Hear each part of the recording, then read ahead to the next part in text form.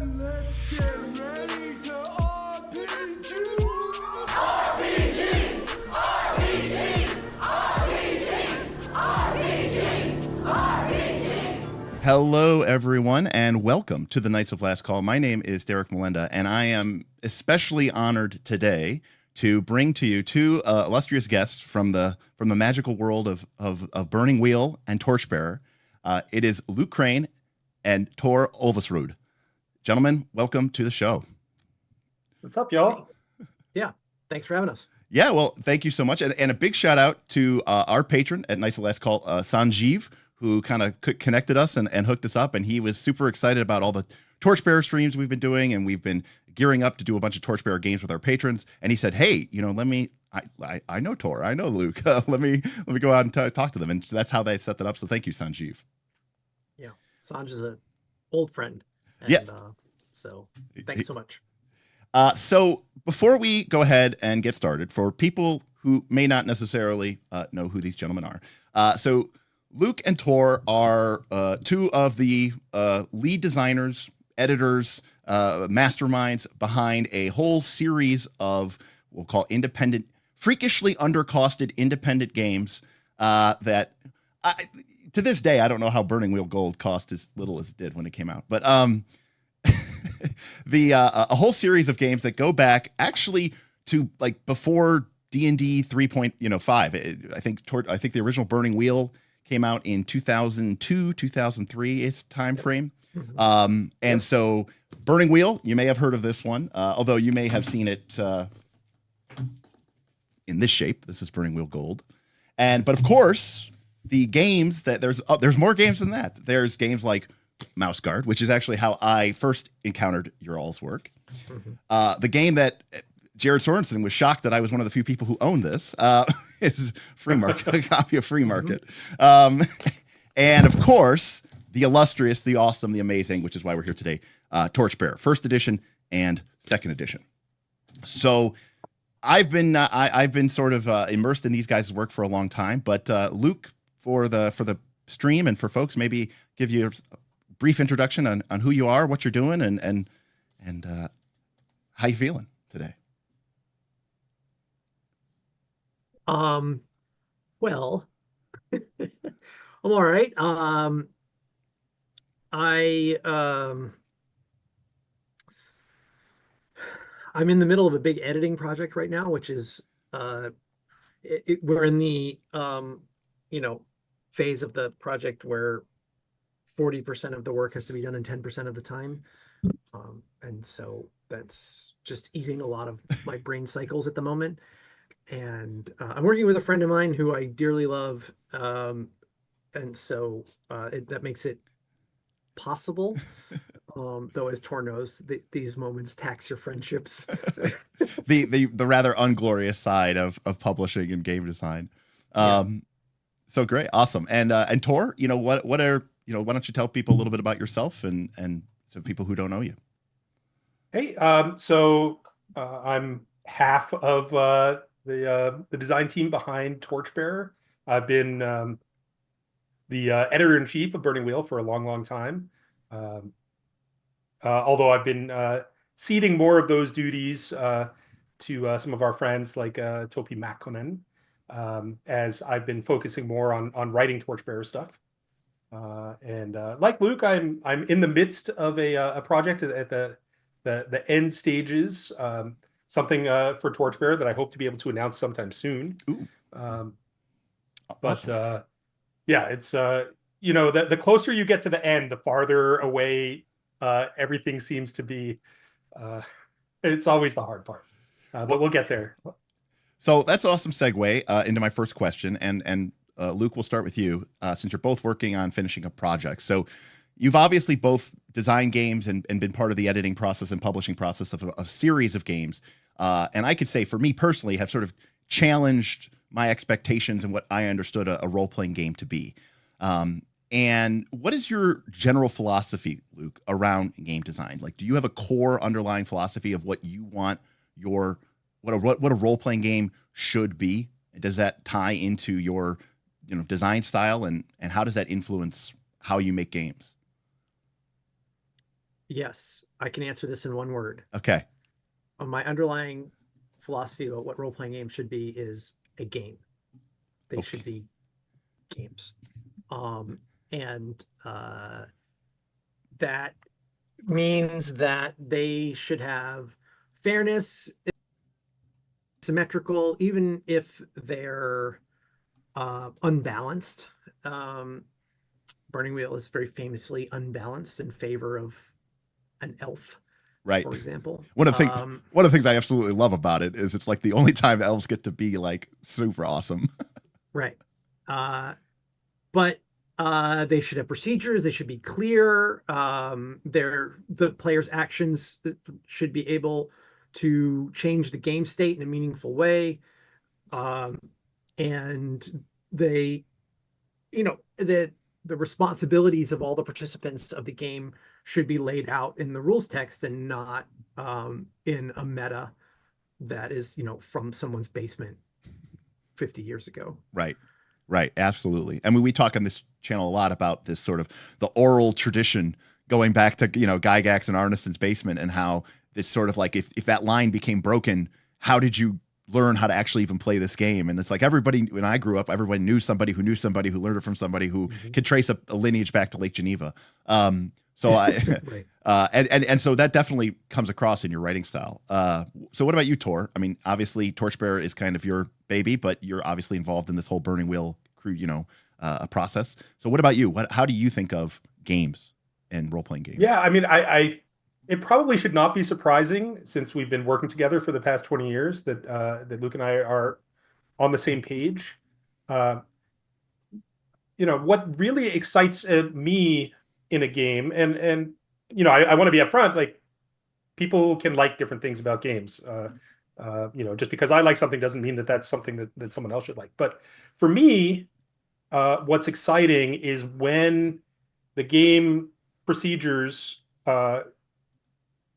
and rules come together with this sort of narrative, and they feed off of each other. So I really want the game to be front and center, but I want it to be the sort of supporting structure for what's happening in the narrative aspect of the game. And I want those things to interface with each other and influence each other.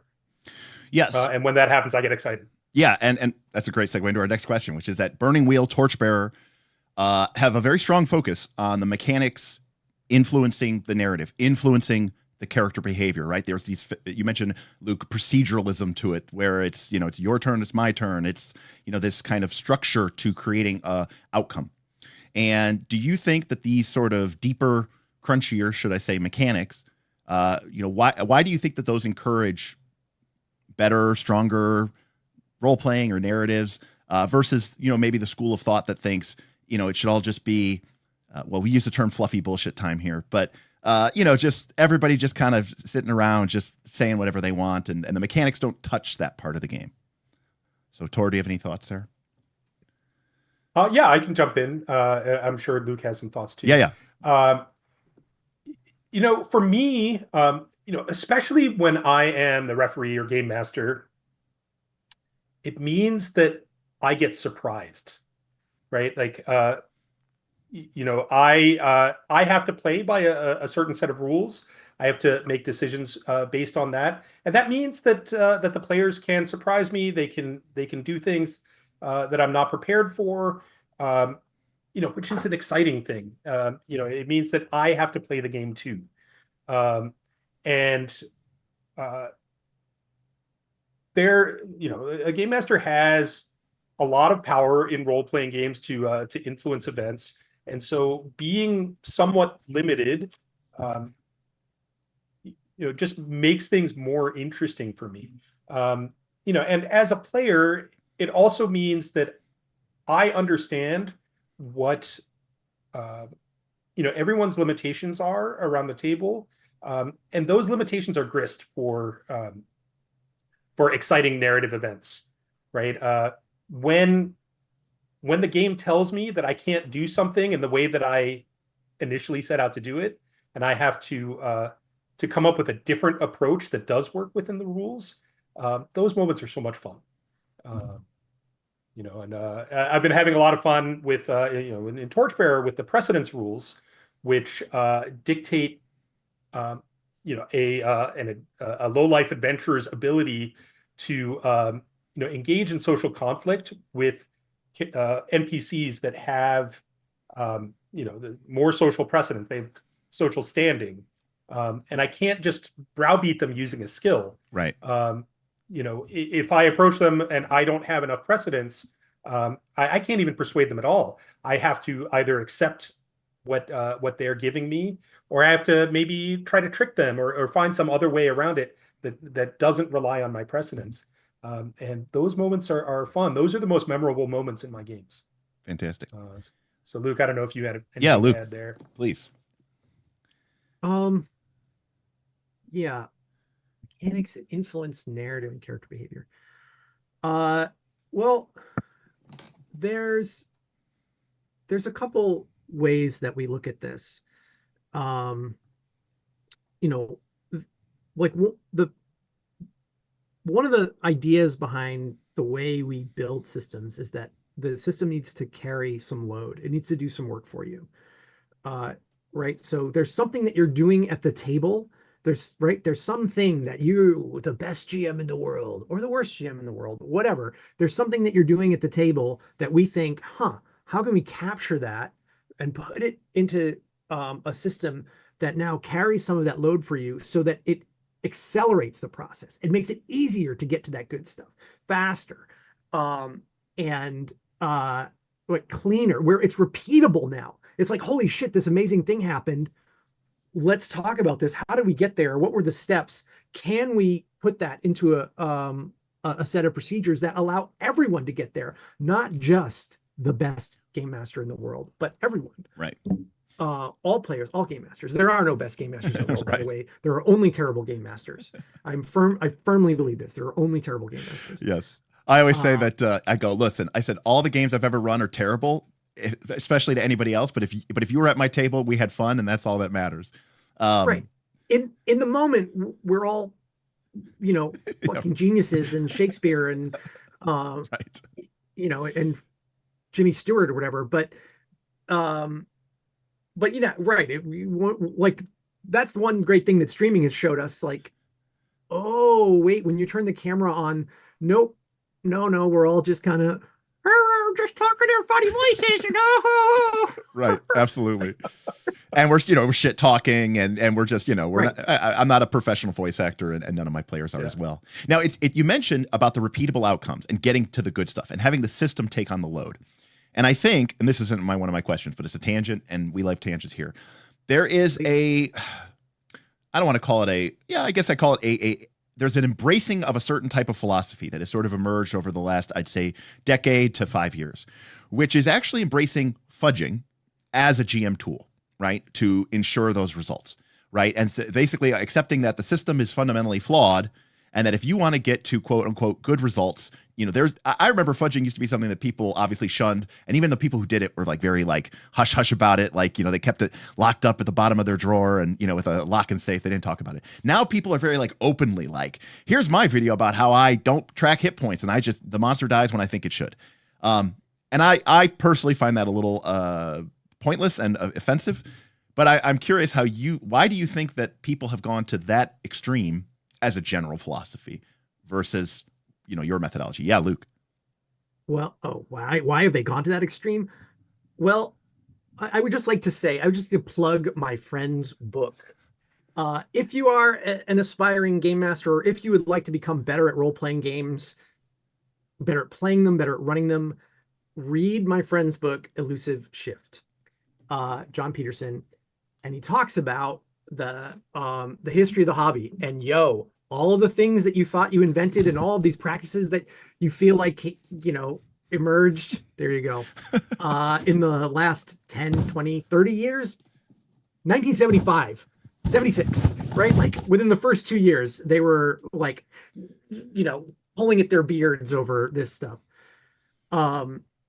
So the right now, well, the hobby is extremely performative on a number of levels. And so it's terrifying to have to leave a performance to uncertainty, to pure uncertainty, right? The D20, especially since like the idea that a role-playing game is anything but D&D or its children is also something that's difficult for people to understand. So like when you say role-playing game, people just assume Dungeons and Dragons with this kind of bullshit war game combat, some skills checks that don't really matter, and like a power sharing arrangement with a dungeon master, which is grossly unfair. So that's the default. And then in that default, the idea of mitigation, that the idea that the design could help negotiate uncertainty is minimal. Like advantage in D&D is just like very bland in terms of like a mitigation currency that players can earn, or inspiration or advantage, or whatever, right? That they can earn and use to influence the game. And so it feels like, well, if this is role-playing games, then I need to fix them. And then right, to the D20 is very cruel, like famously mercurial. Right. 5% chance that the worst thing in the world could happen is bad odds, everybody. Right. As I said, if that happened in your everyday life, like you would be dead by a car crash by the end of the first week, right? Like you wouldn't make it. 17th century, right there. Right.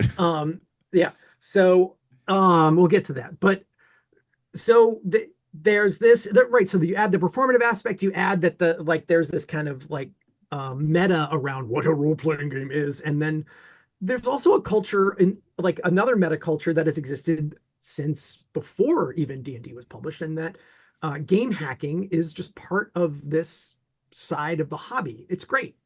It's a very creative way to interact with things that you love, to take them and say, well, what if and you turn something around for your group or for your fans or whatever. It's cool. I find that particular idea of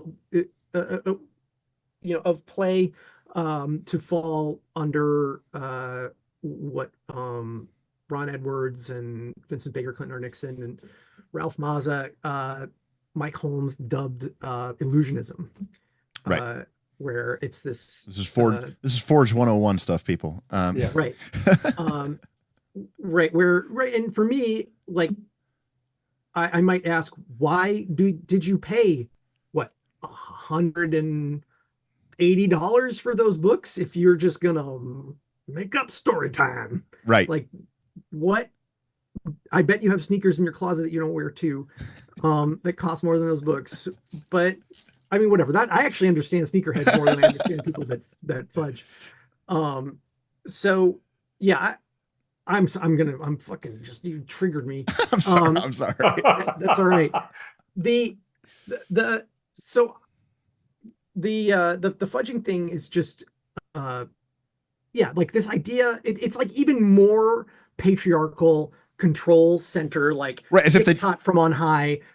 as if the GM didn't have enough power, right? Like Right. But also, why does that one person at the table know better about what the best narrative is? There have been many times where I have put my character's life on the line expressly to die, expressly to have disaster happen, right? Or to push things too far, and not in a troll way. Like I'm not usually a troll player. I like that. Usually, that's the key caveat Usually. there. Yes, I was going to say I'm not. Then I realized Tor's here and he's going to correct me. right. He's got a list. That's my job. Yeah. So, but like they're like, players are equal contributors. They are equal collaborators in the narrative. The story, the narrative, the progress, all of the events that happen are as much about them as they are about anyone else at the table. And so to this idea that one player gets to dictate what happens and gets to also protect their feelings because their character gets knocked down and has to make a death save or something, like, come on. Right. I just find it a ridiculous practice. I could go, I've written articles about it. They're on my Substack. Tor, weigh in on this one. Tor, yeah, please. So again, just to kind of re-clarify, the idea is you guys obviously strongly believe that the rules should matter, and that the things like the narrative and even the way that your characters act or behave should potentially be dictated and perhaps informed or even controlled by those rules. And there's sort of a zeitgeist now of the rules are unimportant, just ignore them at your leisure. What matters is fun for everybody. I think, I mean, to answer the question about why it happens, I think that there are sort of cyclical fashions in tabletop role-playing games. It's a pendulum that swings back and forth, and go through an era where it's people are very strict about rules as written. You go through an era where people are much more into fudging, as Luke was implying with the John Peterson quote. Like that actually goes way back to the 1700s. The origins of Kriegspiel, the very first war games. Where there were arguments between people that wanted to fudge, to make it more realistic, versus people that wanted to play by the rules. I think that part of what happens is that a lot of games don't support people who want to play by the rules by giving them tools to deal with unexpected outcomes. Not to plug Torchbearer, but I'll plug Torchbearer. Please, right? Feel free. We're fans. I've done 20 hours on it already. You can. Right. This is why we built the failure mechanism that's in the game, where if the dice turn against you, you roll worms, as we say. The game master gets to decide whether you take a condition and achieve your objective, or there's a twist that takes things in an unexpected direction. And so, if you get that result, you don't have to fudge. Yep. You can just give them a condition. You fail your Pathfinder test. Now you're angry, because all of your friends were sort of second guessing your decisions as you're trying to blaze this trail. But you make it through. Right. Right. Or you get lost and wind up in some adventure that you didn't anticipate. Right. And the game master can decide based on what's going to be more fun for everyone at the table. And I think that, I've talked before about, the structure of Powered by the Apocalypse and how GM moves allow the GM to sort of control the pacing legally. But to your point, the failure condition state gives you as a GM complete carte blanche to say, like, I don't want to deal with this. Let's just succeed and move on. But rather than hand waving it, there's still a cost. It's not a free lunch. And so you still feel the impact of maybe a bad roll, or maybe the fact that your character sucks at that skill and you're running with beginner's luck. Like, you don't just literally get a free lunch, but you get that failure. Hell, you need failures to increase your skills. So it's like, it's all in all, it still moves the game forward. It still moves the narrative forward, but without doing so in an underhanded, sneaky way, which I think is a really, really awesome thing. And I know I use it as a pacing tool all the time at Torchbearer. Like, things are kind of rote and boring. I want to twist. I'm not going to twist just because, but if somebody rolls badly, I want to throw a twist here. Or I'd like to move on to the next part. They failed, fine. Give them success with a condition and let's move on. And I think that's really awesome. Yeah, and this ties back into a design idea that has been very important to us from the beginning. It shows up in Burning Wheel as this concept called Let It Ride. Yep. But it's that for players' decisions to be meaningful, right? Their actions have to be meaningful and have to have consequences, right? You cannot have a decision point, a role in the game that doesn't change the state in some way. Because if you fail and there's no consequence, nothing changes, you can roll again. One, why did you roll in the first place? And two, now your game has just become stuck in mud, right? There's nothing changing. There's nothing going forward. Well, looping back, that is why maybe so many people in the the D&D sphere, the D20 trad sphere, feel pressure because they're in this dramatic moment and someone fails, and you're like, well, what do I do? Like, just have them keep rolling till they succeed, or say, I guess the adventure stops here and there's nowhere to go forward. Okay, fine, I'm going to fudge and say, oh, you actually did make it, and you made it to the top. Mm-hmm. There's no release valve for the sort of pressure that can occur from random chance that happens in these games, especially with as fickle of a die as D20, as Luke was saying. But to that end, and this is maybe kind of a double question, and Luke, I'll throw it over to you. There has been a sort of trend. I don't want to call it ivory tower, but there's an element of Torchbearer that is very, this is a hard game. We're not going to sugarcoat it. That you're not going to just drop in and read the backside of a John Harper pamphlet and, be off and playing and crushing it and having a fun one shot. You even go so far as to say, you're not going to get this game in one session. You're going to not get this game in 2 sessions. You really need to get half a dozen or more sessions under your belt to really feel how these gears are all intermeshing. So this is a very, again, counterculture to that is rules light. Karn is 2 pages. This game is 3 pages. Micro light RPGs. All these very, very, very simple, hyper boiled down RPGs have kind of become pretty popular in the sort of not 5e crowd.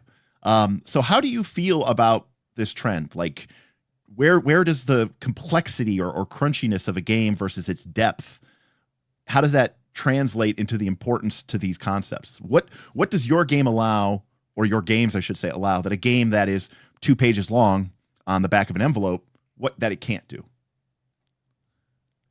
Well. So this, we'll call back to Elusive Shift here. Again, Okay. This is a dynamic that has been going on since the dawn of RPG time. And after reading Elusive Shift, I was kind of confirmed in some of my suspicions.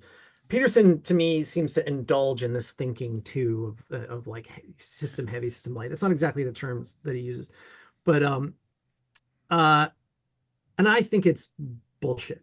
Okay.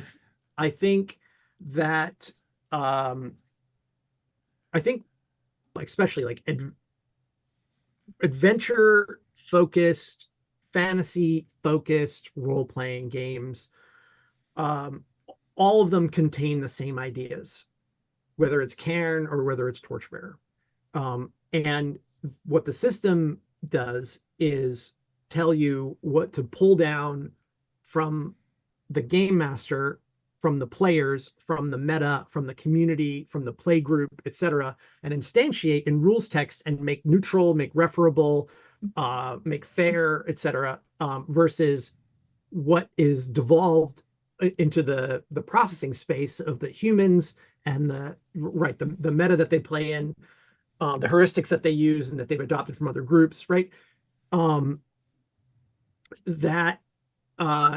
So they're doing the same amount of work. It's just like where we've chosen to put it.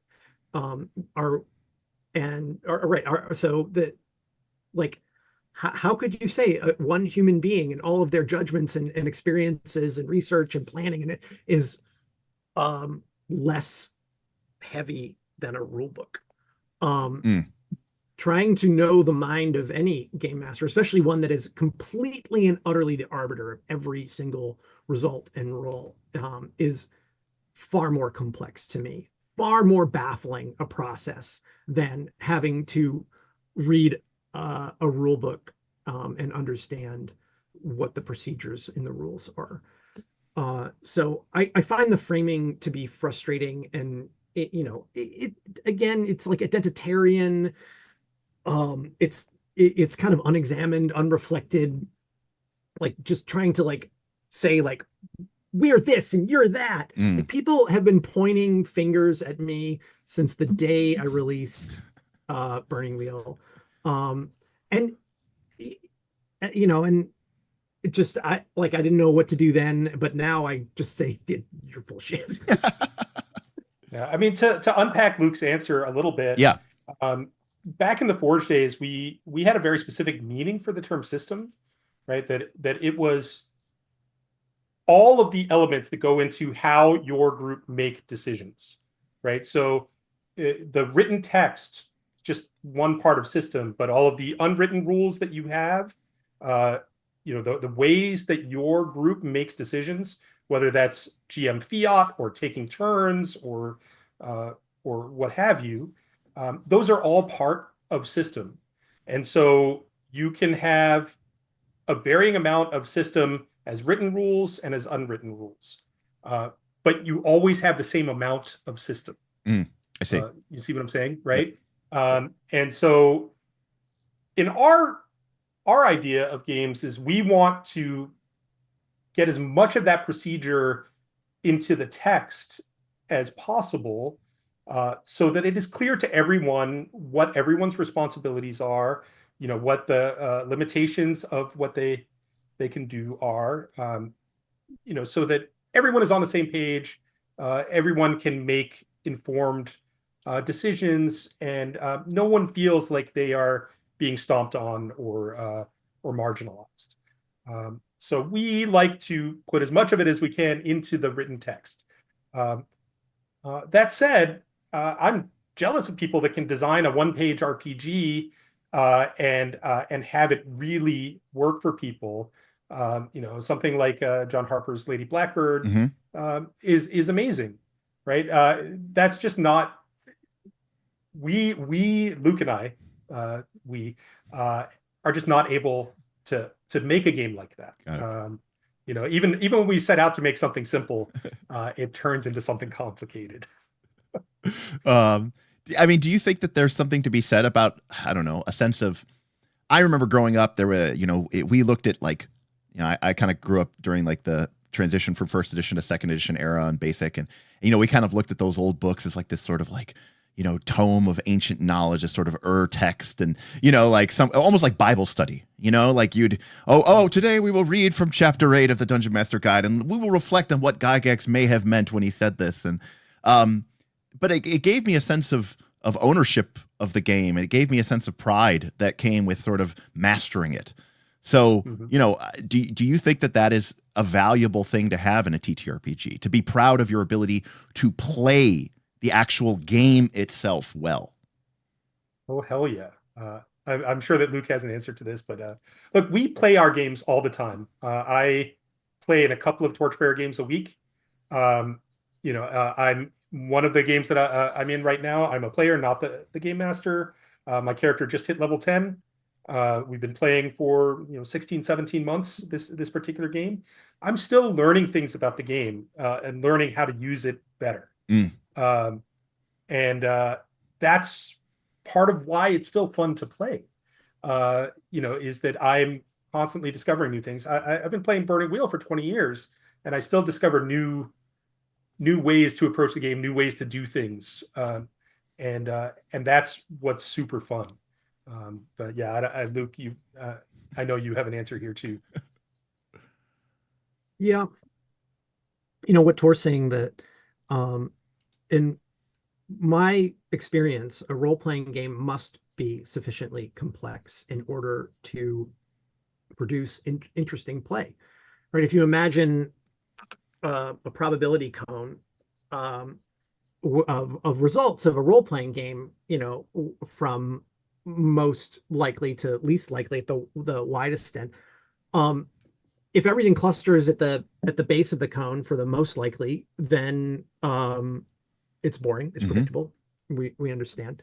And if everything is scattershot out at the far end of the cone in the least likely, then it is frustrating and chaotic and unsatisfying. And so in order to get into that middle zone, requires a sufficient amount of systemic complexity where the interaction of the various mechanics in the game is producing emergent results, unanticipated emergent results. Now, you don't want too many clusters, but you definitely want this feeling of, okay, yes, this makes sense. Holy, what? How did that happen? Oh, wait, but if I do this, I could make then this happen, right? Like, and that makes the role-playing game system very engaging. It makes it good for long-term play. And you'll find that if you are, say, playing in a system without the benefit of these affordances, that you're probably doing that yourself. As a game master designer. You're probably hacking systems, you're probably adding things, you're probably trying to build scenarios that are essentially mini systems that have like a clockwork mechanism to them for the players. So I just, again, I think this, like the as Tor said, like the way that rules are manifested in a role-playing game is really just what differentiates things, not the number of rules or number of decisions. Now, the rules light stuff that's out there, I think again it goes back to the performativeness of the culture right now, like with crowdfunding, having something that's relatively easy to produce, right? That where you can focus on aesthetics, and get things to a point where it looks great on a crowdfunding page, get it out there. That favors smaller, simpler products. Also, like the trying, to entertain on stream with a game, is just a different dynamic. There's a different system to performance and entertainment than there is to role-playing games. And, I personally don't mind the dead air at a table when we're looking up a rule and consulting and whatever, but on camera, on stream, a lot of people in the audience and performers find that to be offensive. So right, yeah, totally. So it just favors this type of thing, and like looking at some of these games, they are highly refined and polished versions of ideas that have been around for 40 or 50 years. Right? Like, we're going to simplify D&D, but we're only going to have 3 abilities. Did you come up with that? I don't think you did come up. And right, like they draw on the infrastructure of the existing play meta, because like how the way the game master works and the way players work and the expectations of that it's going to be adventure fiction and it's going to be sort of fantastical, sort of medieval, and then they say like, oh, but it's dark and grim and we have cool fonts and there's a doom die, and like these are ideas that have been done before, but now they're presented in this aesthetical manner, which is extremely appealing. Karen looks great, right? Karen's a nice looking little document, great cover art. And so then it becomes a product, and it's a relatively inexpensive product that delivers something that's familiar but aesthetically pleasing. But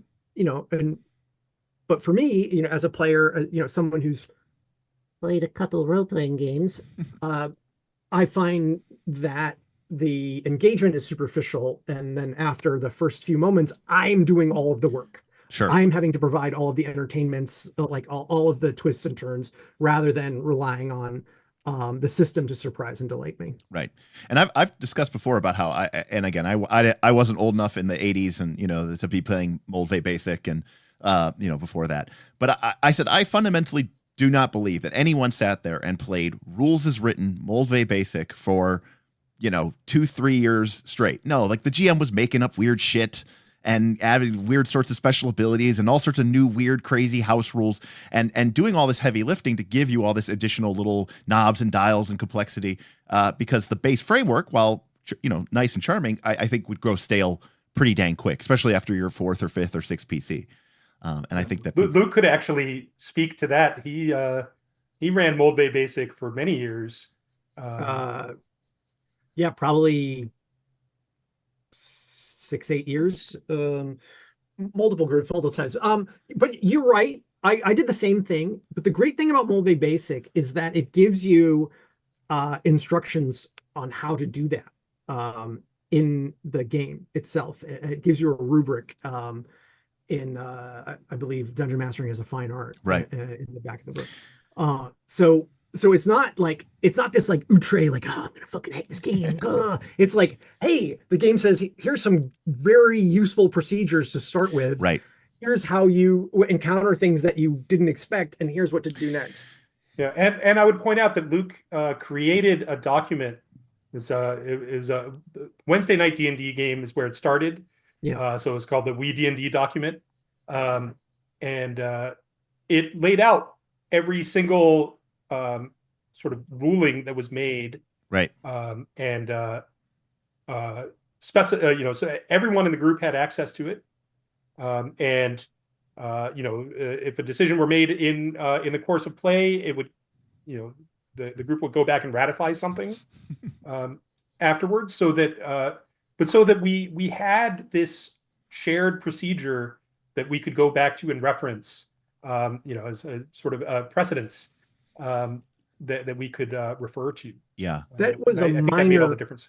Yeah, right. And that was a minor extrapolation of the procedure that Moldvay writes in that section in the back of the book about how, that the dungeon master is to go back to the group after having made a call, discuss the call, find out what the best course of action is for the next time. And so all I added was just, writing it down and making sure it existed in a shared place for us all. So let's talk a little bit about, again, kind of a tangent, but let's talk about that word there, procedure, because in some circles, in the zeitgeist, procedure has sort of one of the things I hear now as a derogatory term is that's so board gamey, that's so gamey.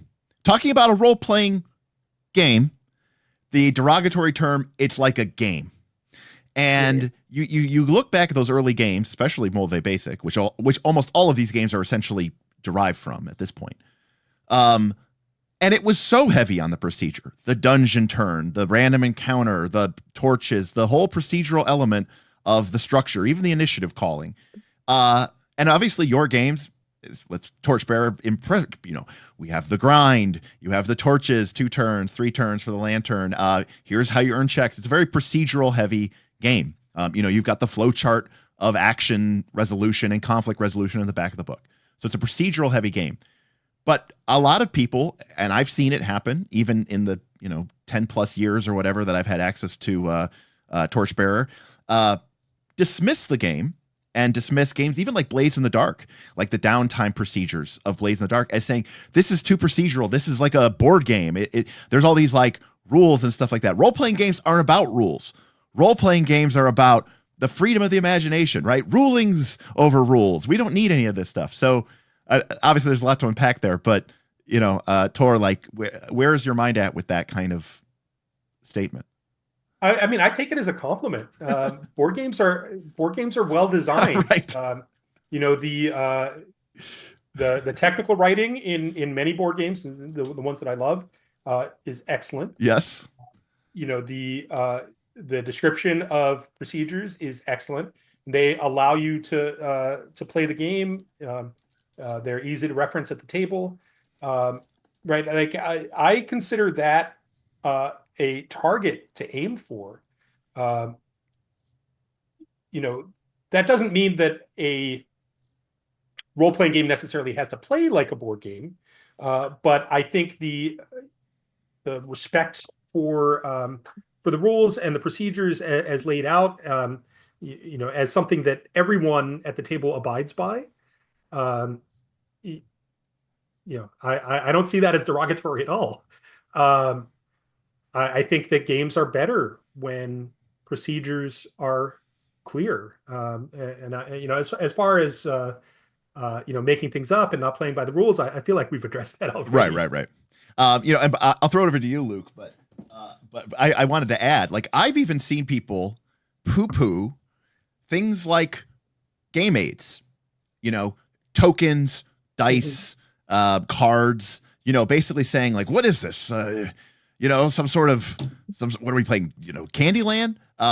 As if having play aids, as if a Chessex battle mat and play, miniatures and character sheets weren't play aids. But yeah. So how do you feel about that, Luke? About this idea of proceduralism and some, is it a bad thing? Does it squash creativity? And well, to add to Tor's point, yes. there are far more board game players than there are yes. role-playing game players. So, and I have a much bigger shelf of board games than I do of role-playing games. Yeah, likewise. So, but that's really just because they have more air in them. That's true. That's true. But if you are a board game player and you're looking for the best fantasy role-playing game out there, we got you. Have either of you played Oath or Arcs? I have so I was the first person to buy Arcs at this past Gen Con because a friend of mine requested it. It was actually for his wife. And they play it all the time, and we've been meaning to sit down and play, but I haven't played it yet. Yeah, I say that it's the that's like the best role playing game released in the last couple of years is probably a Cole Worley game, because it's essentially just a procedural place of you go in, you try to control something, and then when you look back, it's almost something, a line from your guys' text. When you look back at the end of the game and you look back, you go, wow, look at the story we created. We didn't even realize we were creating a story at the time. But by just following the procedures and trying to win the game, we end up creating this really interesting and cool dynamic. And I think that's pretty sweet. So you guys should definitely take a look at that. So let's change. Let's talk a little bit. Let's talk a little bit Torchbearer here. So why? I mean, on a fundamental level, Torchbearer is Burning Wheel or Mouse Guard in a dungeon, right? So why in a dungeon? So like, dungeons have been obviously core to the game since the beginning. I think they're a little out of vogue right now. I have done many multi-hour streams about why I think dungeons are in many ways some of the ideal play experience, not just from like a cool factor, but from a logistical factor for running, fantasy adventure games. But, what do you think makes dungeons so enduring and appealing? And what made you want to set essentially a Burning Wheel game in a dungeon? Well, there's a lot there. I think one of the most one of the big inspirations for me was a spelunking trip that I went on in college. We went to some caves in upstate New York, and I remember the discussion we had beforehand about the helmet light and spare flashlights, because it was very important when you go spelunking. If you lose your light, if you have no source of light, you could be 40 feet from the entrance to a cave and never find your way out. Right, so that hit me, and then we went on this trip, and there was a lot of having to snake your way through tunnels, sort of like head first, to get through. The people that were leading the trip maybe shouldn't have been leading it, because it started raining, a torrential downpour outside while we were in this cave. We were in the cave for maybe 6 hours. As we were coming out, the cave was actually flooding. There was a point, and we're like teenagers, right? But we are going through these areas where it's like chest deep in water. We all made it out safely. It was fine. But that experience was very formative. It was like, that has never really you know, in any game that I've played, been captured. Absolutely, yeah. You know, that's sort of like the physical environment of it. And so that was really inspirational to me. You know, two, I started on basic D&D. I loved it. You know, I daydreamed about it for hours a day when I was a kid, and I wanted to recapture that feeling. You know, in a modern game. So that was a big inspiration. And the third bit is actually down to Mouse Guard. So we had released Mouse Guard, and there were a lot of people that were sort of confused, or you know, didn't quite care for this idea of a player's turn and a GM's turn in the game. And I found that confusing, because I was like, that's how you play D&D. Right. Right. You go out on the adventure, then you come back to town or whatever, you restock and you go out again. You know, it's just in a different context because it's Mouse Guard. So I started working on Torchbearer as sort of a thought experiment to show like how that would translate into a D&D game. And of course, I very quickly realized that you know, it wasn't just adventure in town. You had to get camp in there too. So that is probably my favorite part of the game mechanic. I love the idea of the intermediary, the purgatory zone between the adventure and the town. And I love that the town isn't even like a panacea like it is in most RPGs either. But I love this idea of, you know, you've gone this far. You're not going to go back to town yet. You know, it's too expensive. It's not, you know, it's too, you know, it's not right. But you have this time, this brief period of respite to sort of regain, you know, some strength. And even though it's quote unquote very gamist, you know, the fact that you have to earn that through checks makes it, you know, that much more interesting for pushing the play forward. So I'll kind of tweak the question for you, Luke, a little bit. So one of the most incredible things that I ever read, you know, in a book, an RPG book that ever, is from Mouse Guard, carved into the wall at Lockhaven, right? It matters not what you fight, but what you fight for. And this idea of fighting for what you believe in as being the primary impetus of this game. And Torchbearer, you know, I've described it as sort of existing as a tripod. On one tripod, you have survive this extremely dangerous and deadly place. On another part of the tripod, you have but make enough treasure and money to make it worth your while and not starve to death in the streets. And then there's this third leg, which is, but you also have to fight for what you believe in. And I wonder how, do you feel like that idea is better in Torchbearer than it might be, say, in another medium, because of the extremeness of the environment? Like, are you really putting your beliefs on trial here? Well, we fought so many fights over the years, so many psychic wars with the role-playing game community. I mean, we haven't heard it all at this point, but we've heard a lot. And so we did Mouse Guard because of David's art and writing there. Which is awesome.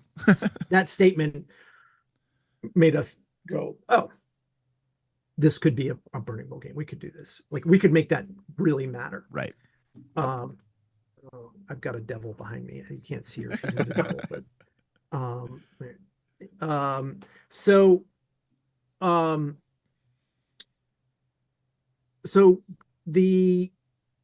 we did that with Mouse Guard, and it was pretty successful. It definitely is a good match in terms of system, like, and how we adapted the Burning Mill system to it.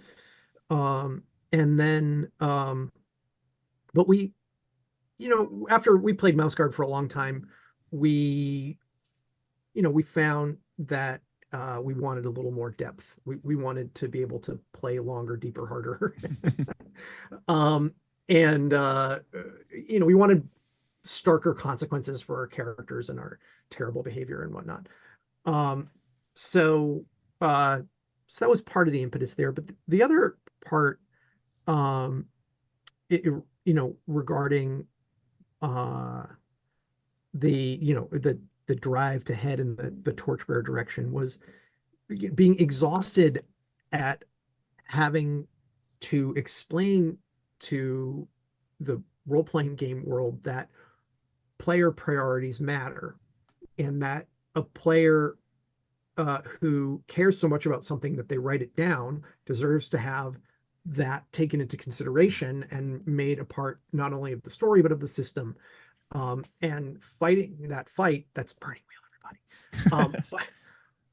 Fighting that fight for so many years, we were like, okay, well, maybe we can reframe the debate a little bit, and maybe we can use some of this energy in this like resurgence of dungeon crawl fantasy. Like they're like when we released Torchbearer, it was after 4th edition. Yeah, but like, I mean, Torchbearer, like if you want to measure like how, like which way gaming culture was drifting in that moment, like Torchbearer and Darkest Dungeon came out like about the same time. We were a little bit earlier to market than Darkest Dungeon. And just to clear something up, there that was just, you know, parallel evolution.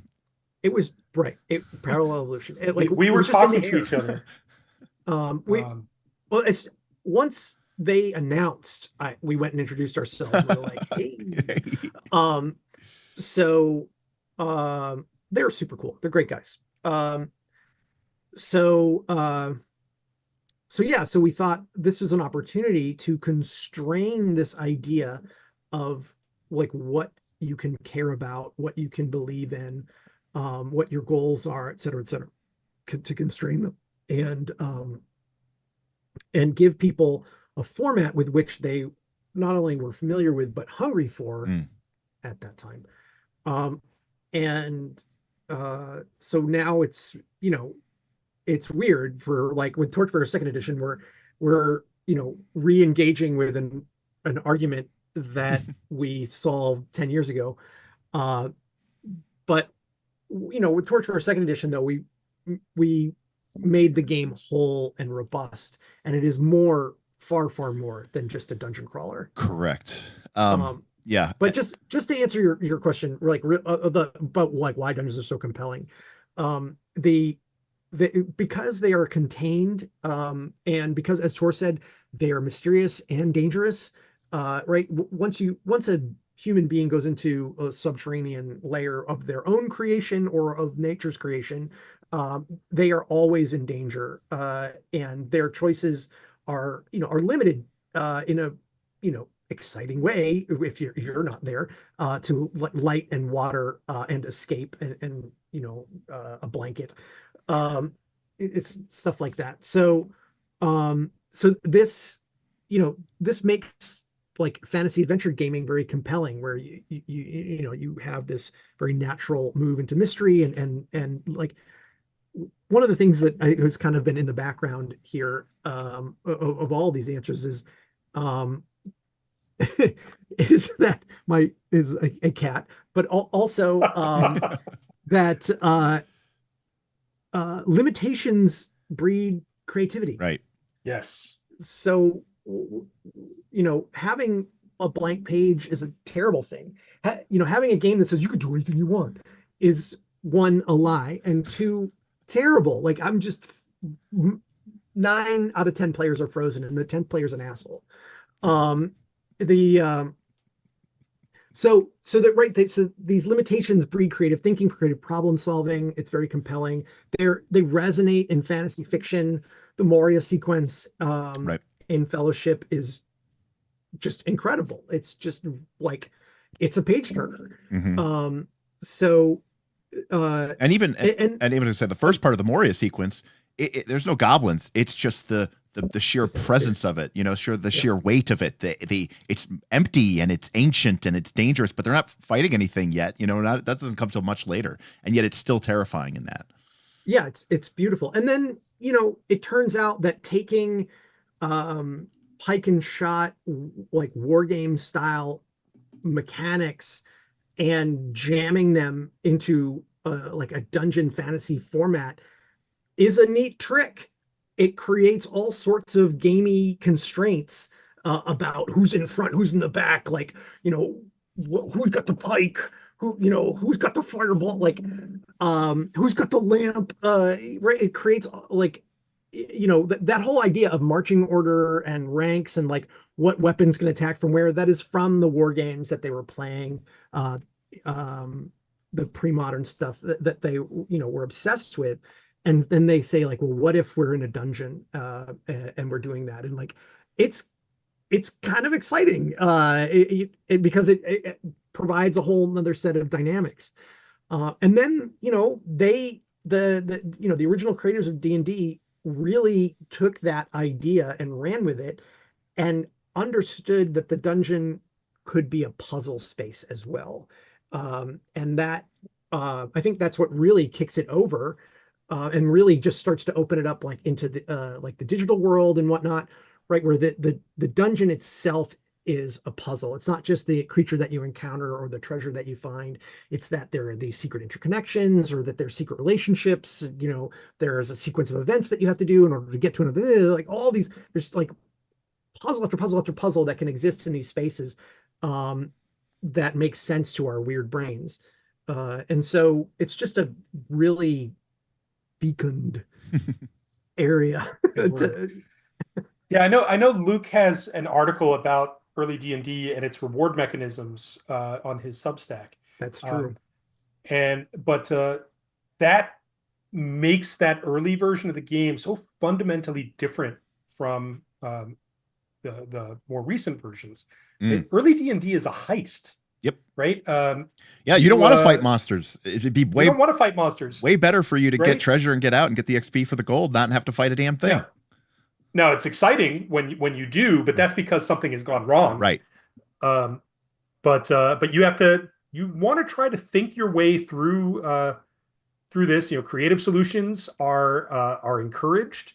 Right. The rules really funnel you to that because you don't want to fight if you don't have to. And that makes it a really interesting space for decisions by players that matter.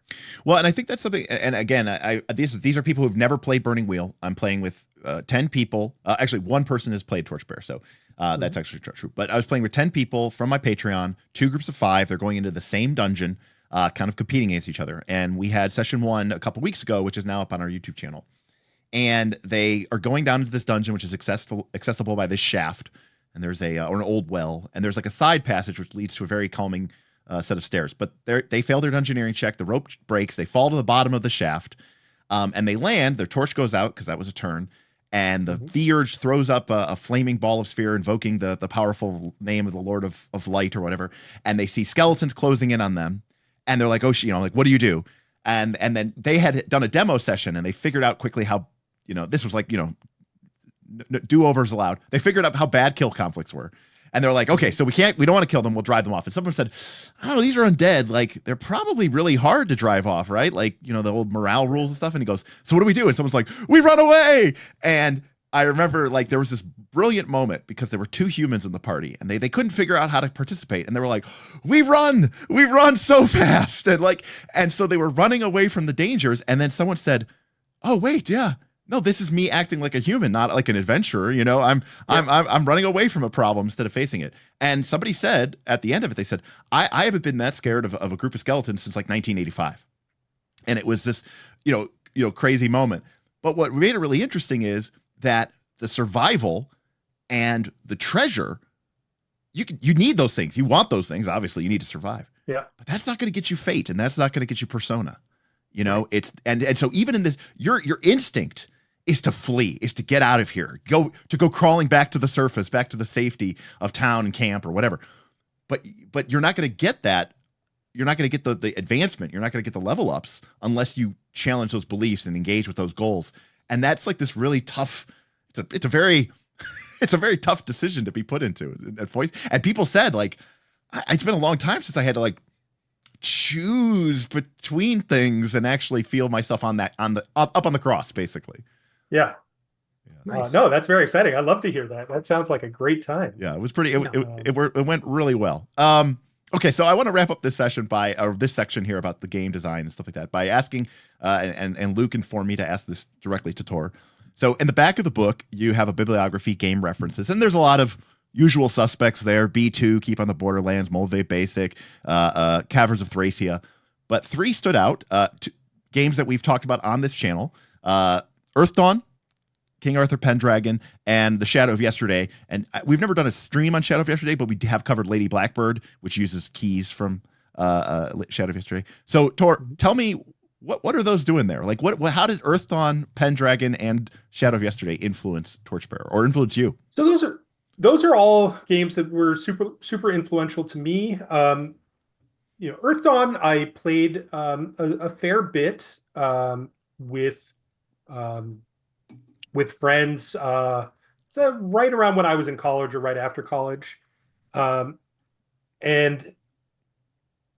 one of the big takeaways, and this is actually something I don't know if I ever spoke to Luke about this, but Luke and Jared tried to do this with Free Market, where they tried to write the entire game text from the point of view of someone that was in that world, so that you could use the terms, the game mechanic terms, in character diegetically. One of my favorite bits of Free Market is that the instruction manual has its 3 tags, and it's like it's like Free Market instruction manual, ephemera, rule book, colorful. I love it.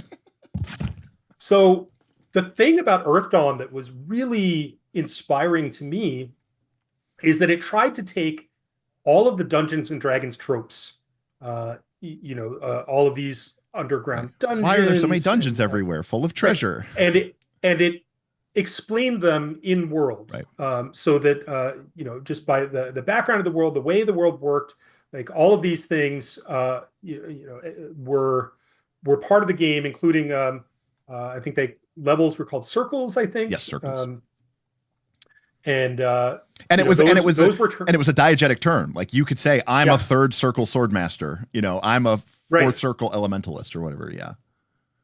So I found that really inspiring, and it kind of I think laid the groundwork for how I have developed a lot of the adventures and setting for Torchbearer.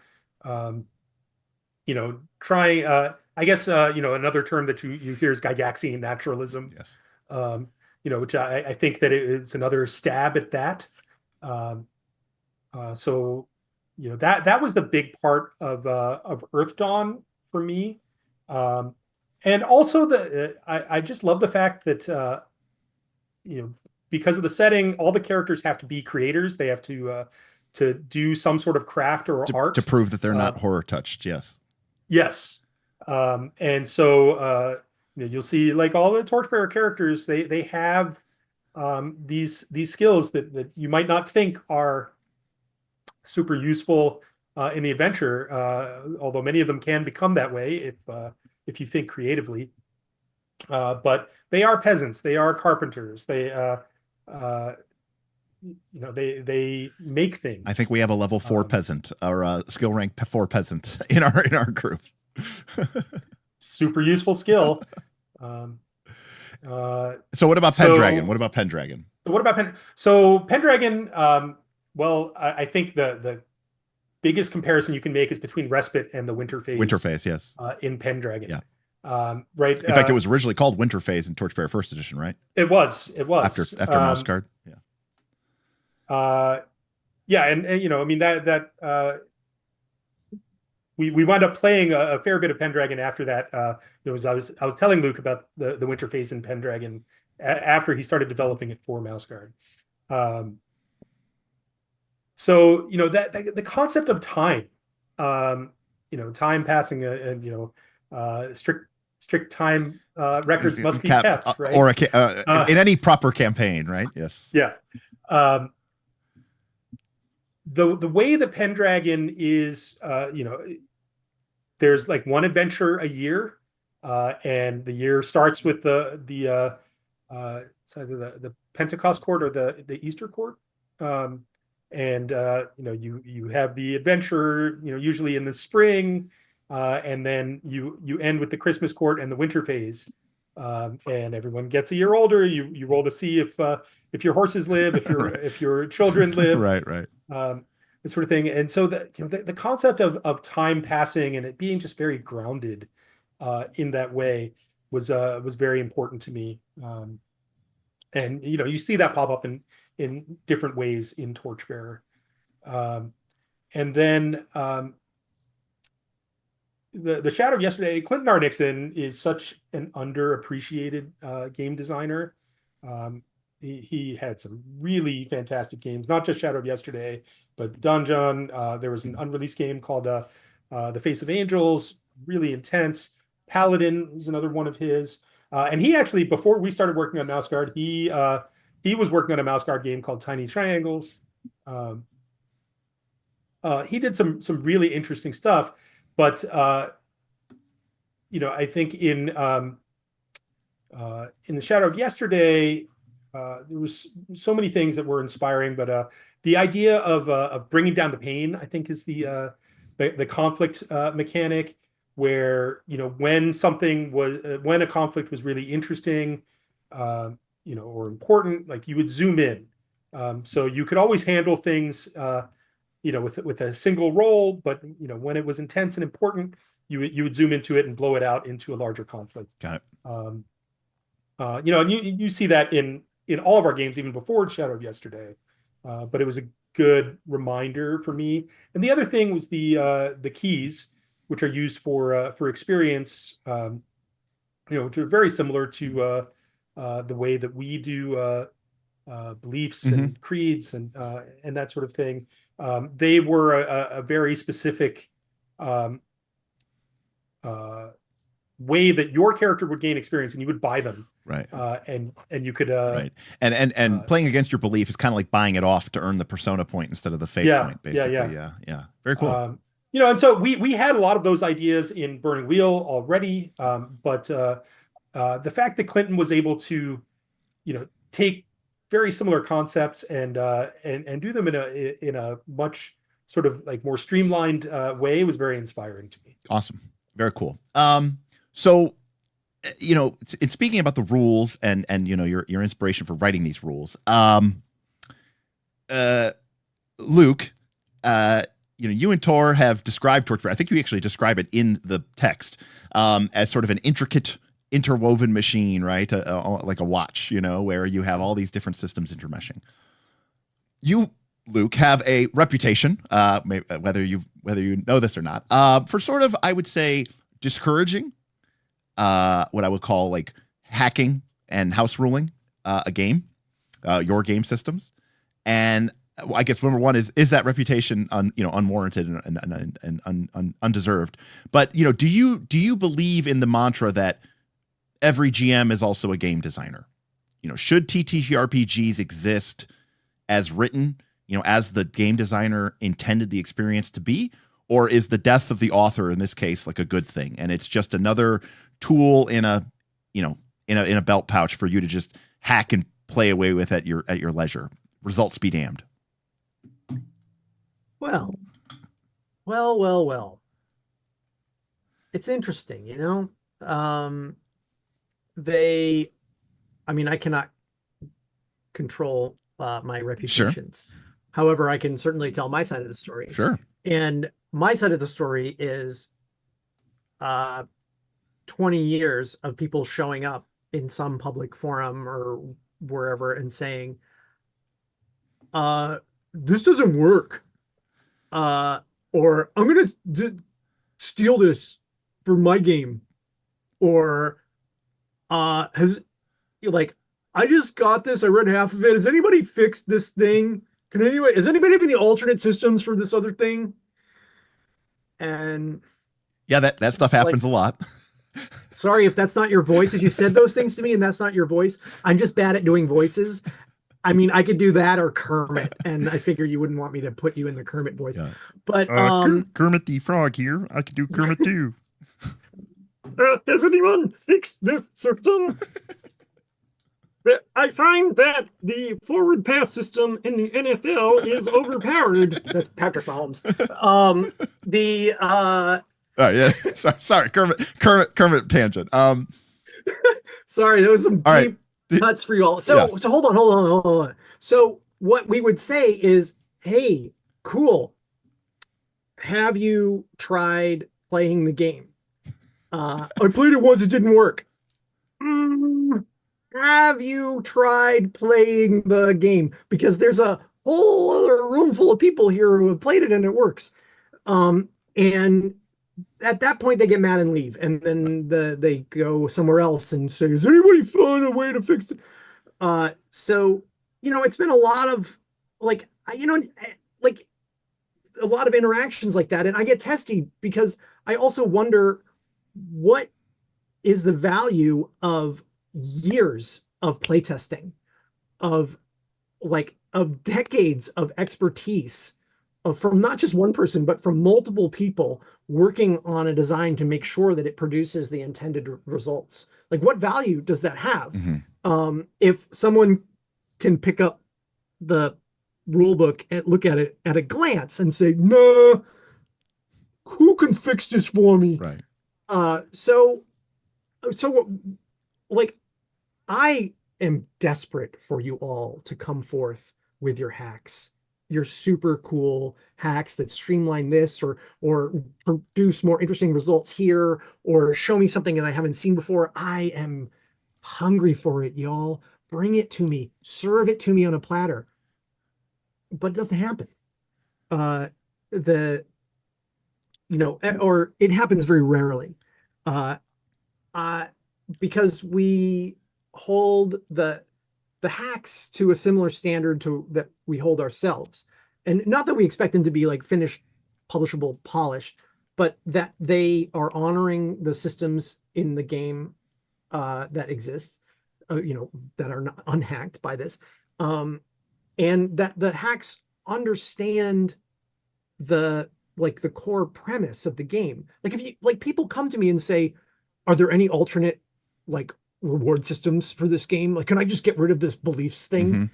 And I'm like, the door is right there, and outside of that door is a whole world of games that you can play, and this is not one of them. And games that you can hack or whatever. It's just it's just not a great discussion to have. And yeah, I get a little grumpy sometimes. I will point out, All right, yes. the very first supplement that we released for Burning Wheel was the Monster Burner in 2004.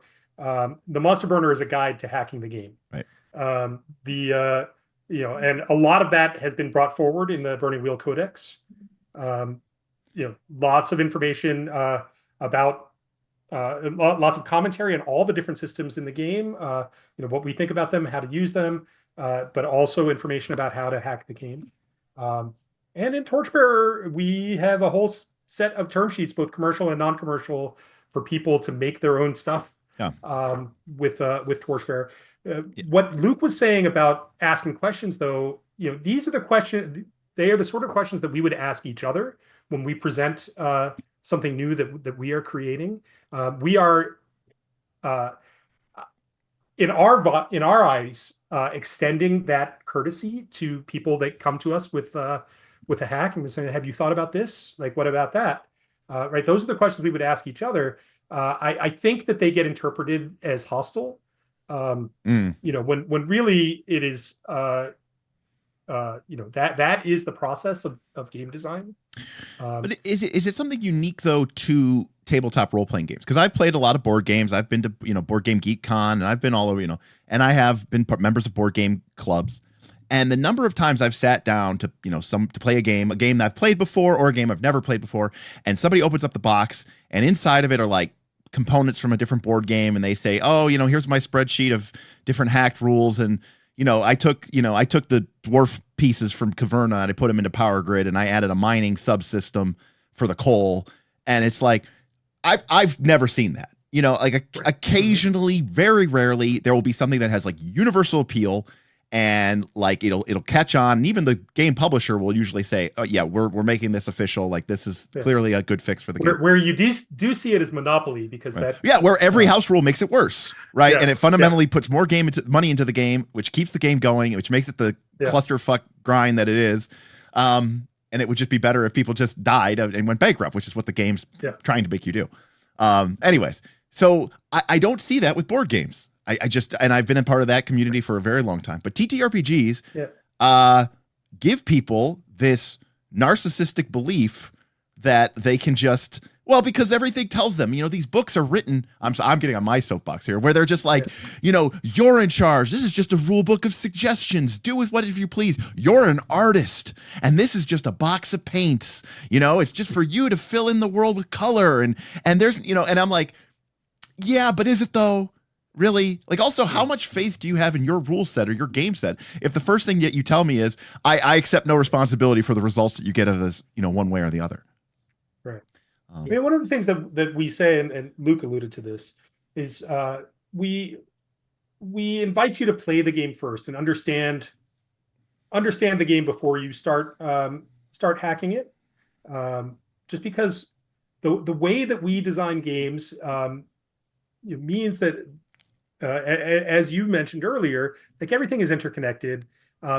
It's very hard without playing the game for a while to understand what the various dependencies are.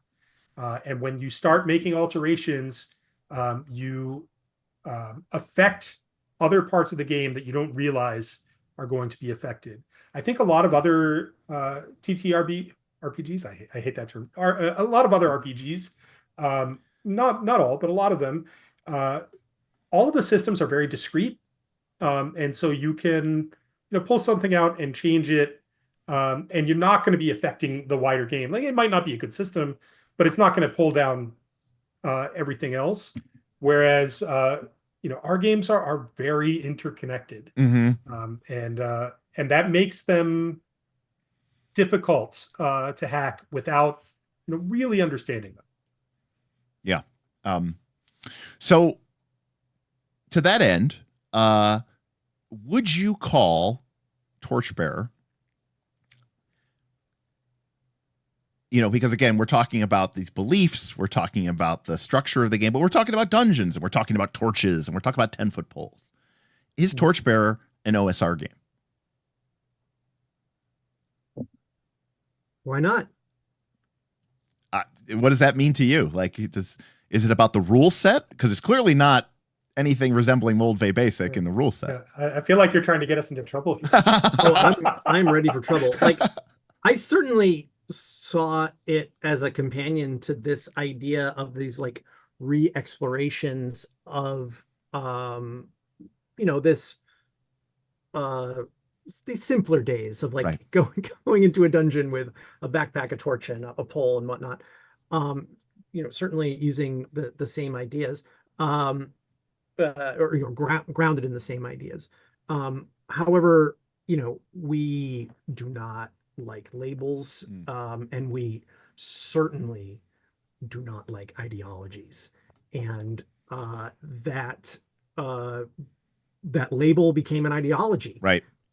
It was in the process of becoming one as we were designing Torchbearer, and then we were quickly repudiated. Like, by the time Torchbearer was out, like the ideological wing of people who had adopted that label had repudiated us. And it was fine because they were wingnuts and like far right, like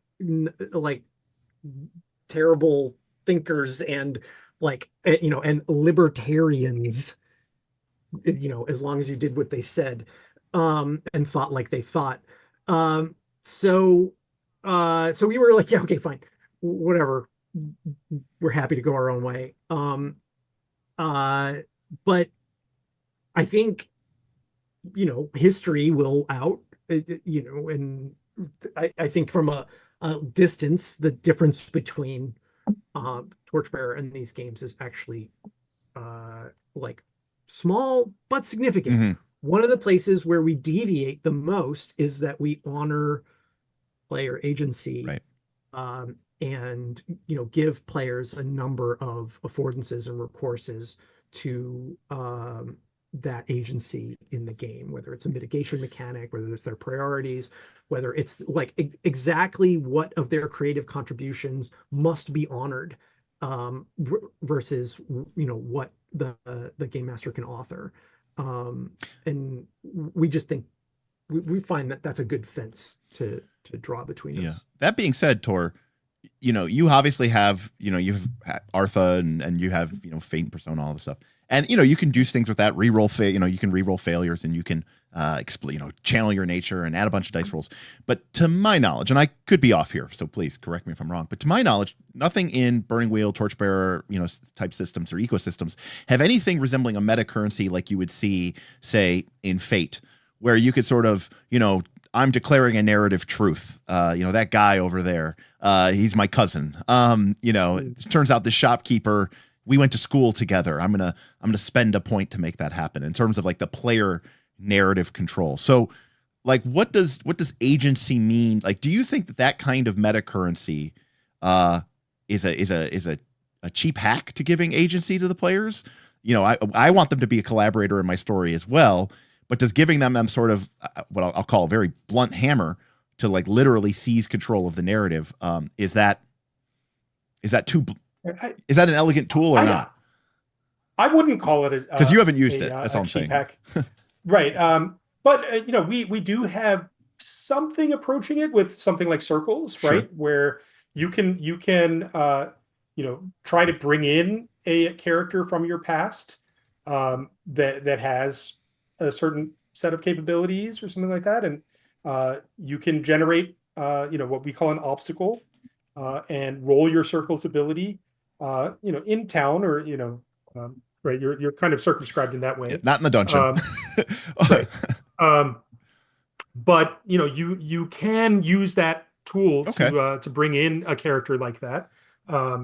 We just approach it slightly differently. You can't just spend and get it. There's going to be some risk involved. So yeah, I wouldn't necessarily call it a blunt tool, but we especially with Torchbearer, I don't know that I would call it OSR, but I think it does a lot of the things that OSR games try to do. With a modern rule set.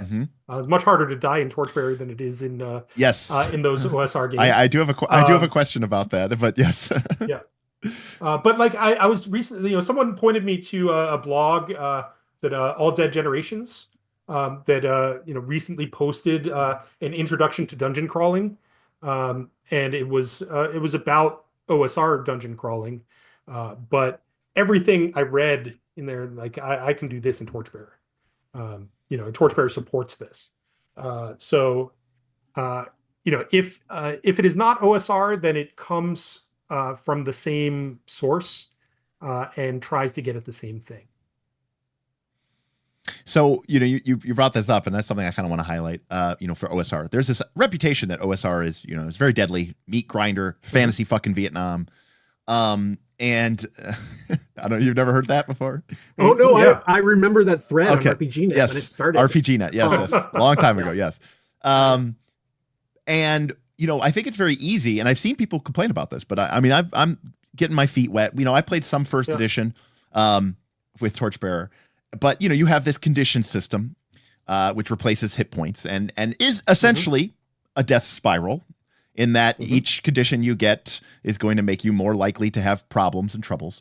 So death spirals we usually associate with rapidly spiraling towards death. And yet, and you obviously have a lot more experience than me, I could see a world where it's like, well, Torchbearer actually isn't that deadly, because you can only die if you basically choose to engage in a kill conflict, or you don't sweat out the fever, or, whatever, grin and bear it, or whatever it is, sear the wound. I don't remember. Shrug it off. Shrug it off on the injury. Grit your teeth. Grit your teeth.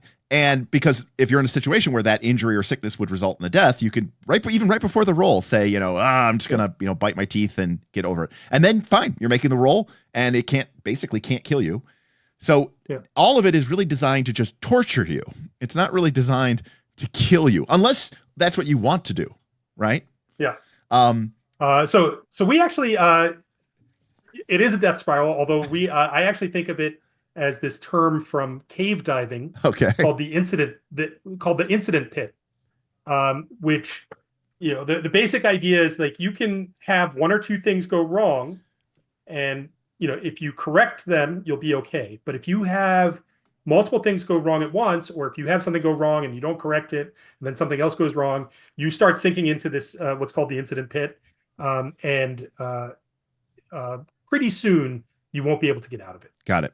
So it's I think very dangerous. right. And so how do you think that changes the emotional stakes of the game? Yeah. So, when you start seeing those conditions pile up on your character, right, it can be troubling. Being angry is not so bad. Being hungry is unfortunate. I actually hate it more when my character is hungry than when they're angry. But then, rapidly, exhausted, afraid, injured, sick, those are all really bad. You want to avoid them as much as possible. The game gives you tools to get out of that, right? If you can camp and stop the clock or go back to town, right, you can start to try to recover. Theurges and shamans have certain abilities that can help with that.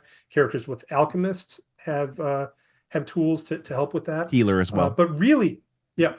So really, when you start, when you accumulate a couple of conditions, right, that should be a signal that you want to pull out and camp and stop the clock and start addressing those. And you want to have some checks before that happens, right. So that you can do that. Really, it creates this sort of rhythm to the game. Once you start learning that rhythm, right? Once you start becoming better at the game, right. You can manage that. And it's not it is always top of mind, even for my level 10 characters adventuring party. Like, we have to think about the grind and we have to manage it. It is still a significant part of play, but it is not something that typically torments us. We are pretty capable of dealing with it. The flip side of that, so we try to make it so that your character can only die when you are really invested in the outcome, right? Because I feel like that's what people really dislike about their, when their characters die. It's when they die for no purpose. Mm-hmm. And so in Torchbearer, it is almost always your choice whether your character dies or not. And sometimes people don't realize that. Right. You don't realize the choice that you made 10 turns ago is actually what kind of brought you to this point, but you can trace it back and say, right. Oh no, this was a bad idea. Right. Or, I've decided to try to kill something. Now it can kill me back. But one thing you see in Torchbearer is players can get very cautious, right? Because they don't want to get those mm-hmm. conditions, and it can result in very slow play and sort of analysis paralysis. Part of the reason why you can't die except in very a very narrow set of circumstances is to try to get around that, right? You can take risks in Torchbearer. You can play fast and loose. You have to decide when, and you have to be smart about it. You have to know whether your character's life is on the line or not.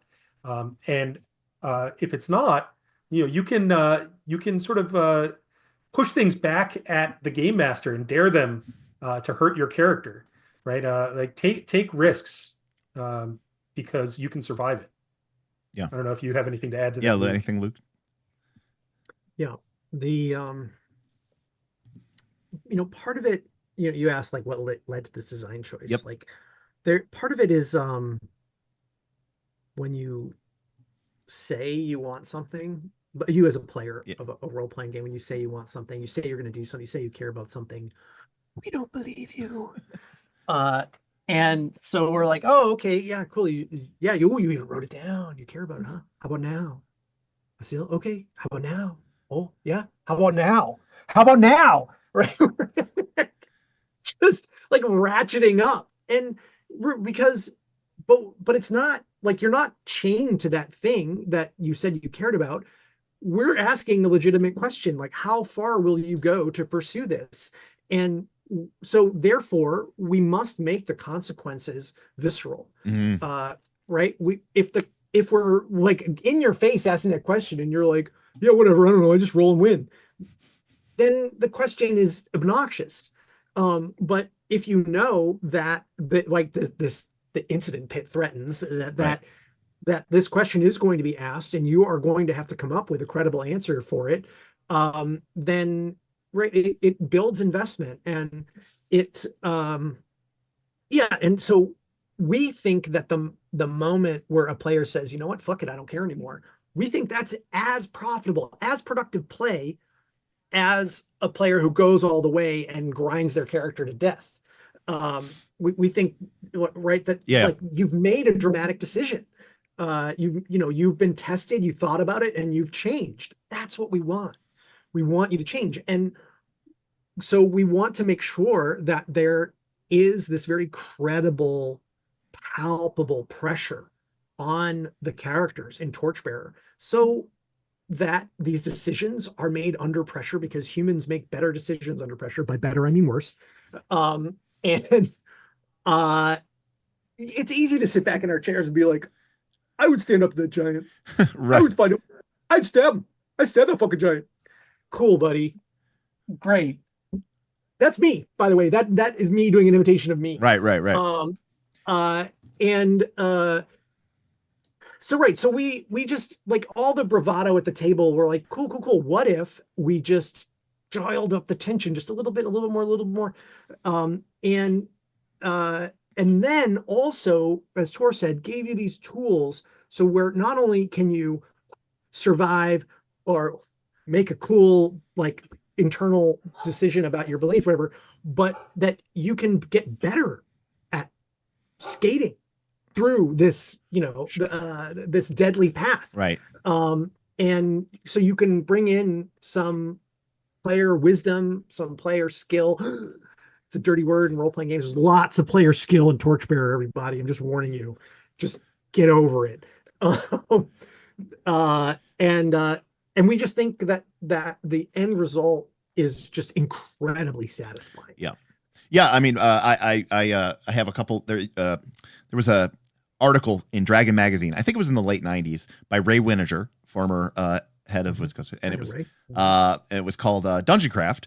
And he had his. I love that series of articles. Yeah, and so he had Ray Winiger's rules of Dungeoncraft, and the first rule was never create more than you must. It's written inside the inside corner of my DMG, which, as he suggested. But his second, our third rule was a good RPG adventure challenges the player and the character, right? And it's this idea of, you're both there.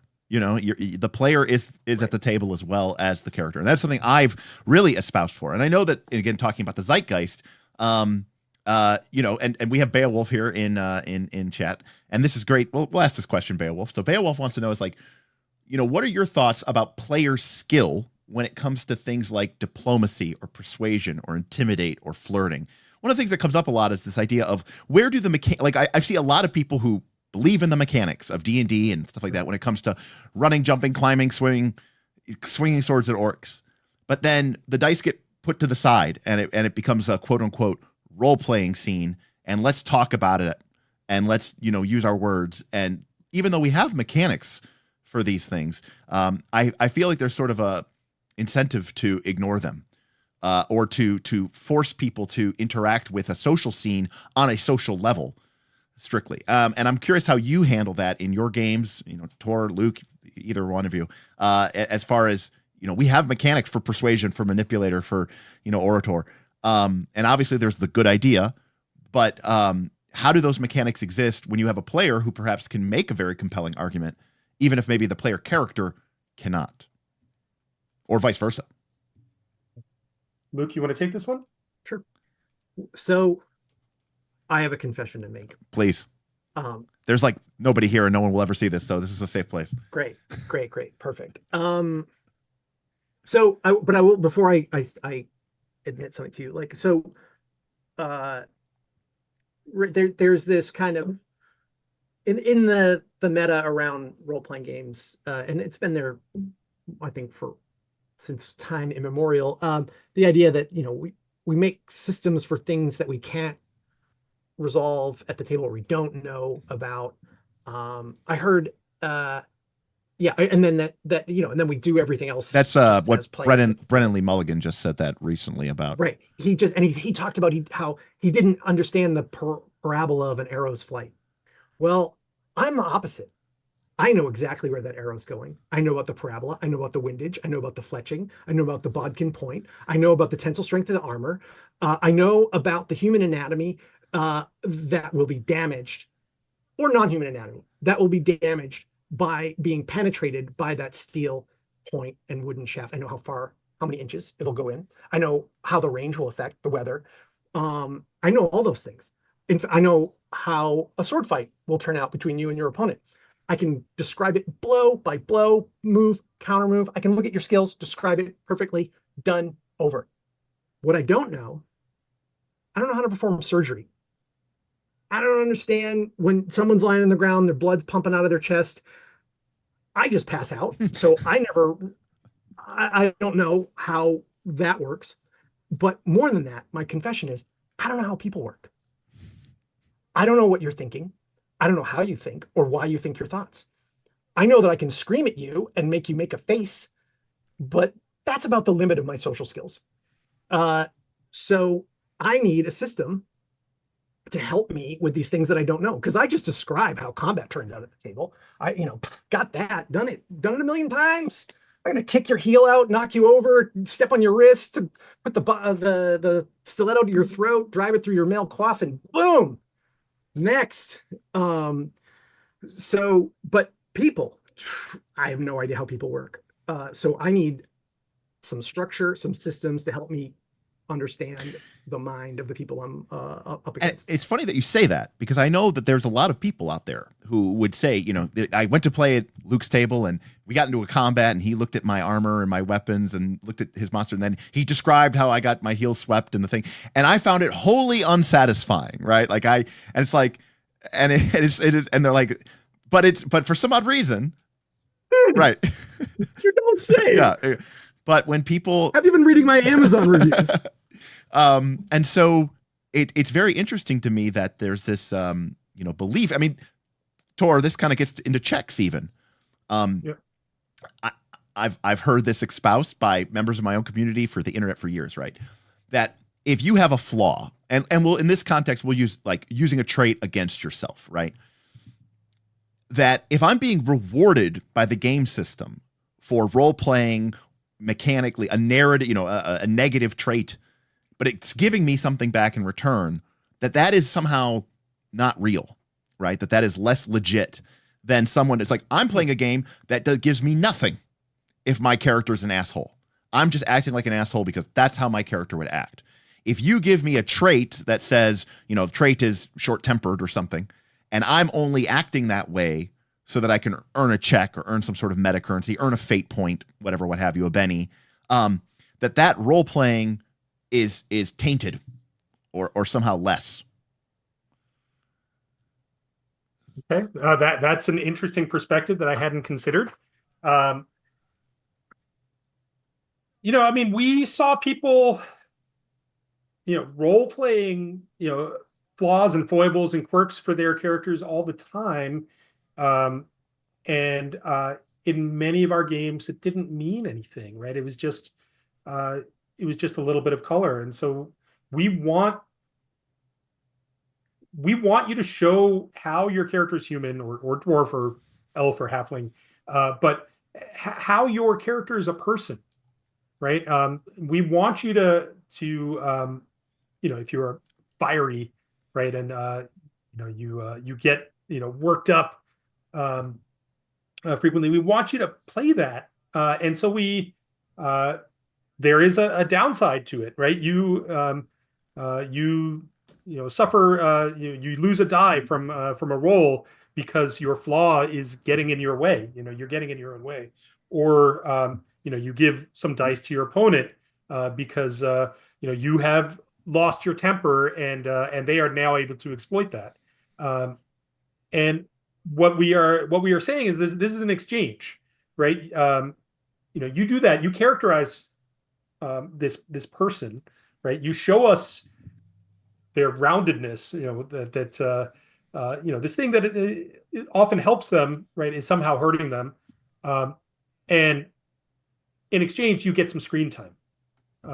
You get this currency called checks, which you can use for yourself or for one of your companions, right? You can pass them around, but that is the exchange that we are making, right? We're saying, show us your personhood, and you get this resource you can spend. If that taints the interaction some way, well, maybe another game is more suited to your tastes. Well, that's fair enough. Luke, I would be remiss as we kind of come, we're coming here to like our last 15 minutes. I did have a question for one of my patron members. I wanted to ask you. He talked apparently at you. Maybe it might have been PAX, maybe last year or something like that. But he apparently talked to you a little bit about miseries and misfortunes. He wanted to know if you are planning on expanding miseries and more misfortunes into the 30 Years' War or the Succession Wars at all at any point in the future. Well, my friend, since you asked this question, I'm sure you know that 1648, which is the starting year of the Miseries and Misfortunes world, is the final year of the 30 Years' War. It is the 30th year, in fact. So we're in it, buddy. And I'm sure you know, because you have delved deep into Paris, that much of the politics that are broiling Paris in 1648 are around the raising of and collection of taxes in order to fund an army to go into Flanders and fight off the Spanish who are prowling about there, Archduke Leopold Wilhelm. And in particular, I'm sure you know that they are, because you've read Book 5, that none other than de Condé himself has been tasked with raising this army and fielding it. I'm sure you also know, because you asked this question, that that's where the story leaves off. So if I were a game designer of any metal, and I don't know that I am, I would have, I believe by the time your characters would be available, I would have two battles left in the 30 Years' War. Prague, in which Queen Christina, in negotiating the Peace of Westphalia, sees the window closing and orders the Swedes to sack the city, and Laon, in which the de Condé, spoiler alert, thumps Archduke Leopold Wilhelm in the Spanish, 80 miles north of Paris. So you know that you've cornered me here. Well, are you going to do those two things? And yes, I am. I'm going to do both of those moments for 1648. One of them will be similar to Book 5, Homage to Catalonia, and the other one will be something else that I have some very sketchy notes for. That there's a very interesting episode in the Peace of Westphalia that Queen Christina is involved in. Yeah, it's fucking hilarious. This is the very interesting niche of TTRPG and European medieval history, or Renaissance. Not modern. Just pre-modern. Pre-industrial European. No, still not. How about 17th century? All right, fine. Can we agree on 17th century? 17th century. We'll just use the dates. Okay. Great. All right. Succession Wars, forget it. Louis XIV is boring. It's been done to death. Though I do have an idea for a game in there, but it would focus on another person who is not the L14. I know that Luke's ambition, whether it will be realized or not, is to cover the entire world in 1648. Yeah. So that's actually pretty cool, because one of my final questions here is, and again, we're wrapping up here. And again, I want to thank these two guys for coming on and digging deep into the philosophy behind their games and their perspective on the environment. But if you had, if money wasn't a concern, time, resources, and the like, what is a dream RPG project that you would love to tackle, that you would love to take on, and would you love to make? Tor, you go first. I I might be stealing Luke's answer. We'll see. There's one that we have been interested in for decades now, but sadly, Ursula Le Guin has passed. She was not particularly amenable to the idea of games set in her worlds because she didn't appreciate the violence. But man, I would love to do something set in Earthsea. Yes.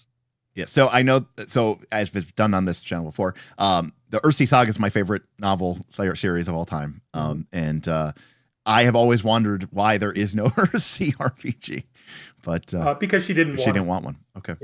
Yeah. I wrote to her. I wrote, or her agent. Okay. And her agent asked for me, and she said no. Oh, okay. So straight up. And for me, Alien Legion. Okay. It does her passing and the transfer of the estate change any of that? I mean, those are her wishes. I would not. I see. So I would not be interested in gainsaying her wishes. Fair enough. Okay. Well, that's a great answer to that question then. We did have a question in chat. We had a tip from someone. Who was it from? It was from Anonymous. Okay. Anonymous want to know, is there any hope for a new mouse guard in the near future? A new edition, a revision, a print run of the box set? I adore the game. That was from Travis J. Thanks, Travis. Hey, Travis. I would love to see a new print run of the box set. I'm not in charge of mouse guard. Archaea Boom, now Random House, I believe, has bought them. So I am so not in charge of what happens to that game. But I don't think it's dead. It's just also the game that I provided in mouse guard is so full and robust. Just doesn't like it really doesn't handle adding like a lot of splat booky material to it. That said, it's been a long time since we did that game. Holy shit, came out first in 2008. So I'm sure I'll go back to it in a moment. But it's up to the publisher to keep it in print. Ain't up to me. Yeah, Mouse Guard and Torchbearer both came at a very interesting time for me personally. I mean, we were obviously playing different games in the 90s. I mean, we're mostly a D&D crew, but, we started playing Earth Dawn and the Dragonlance Saga game with the cards. We started playing some different card games in high school. But Mouse Guard came out right as like 4th edition D&D was coming on. There was kind of this big transitional period. And then Torchbearer came out right as 4th edition was wrapping up and what's the new edition of D&D going to be? And so it's funny how those two games in particular have really sort of infiltrated into my RPG DNA in a way that a lot of other games have not.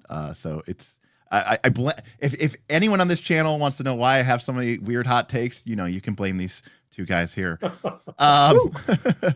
So Luke, since I have you here, I don't know if I'm going. Well, I say that every year now because God help me, you can't get a hotel room anymore. Like you used to. But in theory, I read that Dungeon World 2 is going to be doing some play testing or some early release stuff at Gen Con this year. And I know you're not writing it. Spencer and Helena are writing it. Great choices. And I guess I just want to know, what are your thoughts on the project? If you have any, what are you excited to see out of it? How do you feel about Dungeon World in today's space? I feel good. I feel good about it. I feel good about the current version. I feel great about the stuff that Spencer and Helena are working on.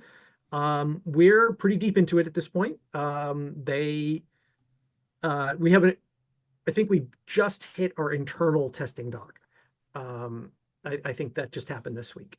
So that's fantastic. They're moving very quickly. They're a great team. They work well together.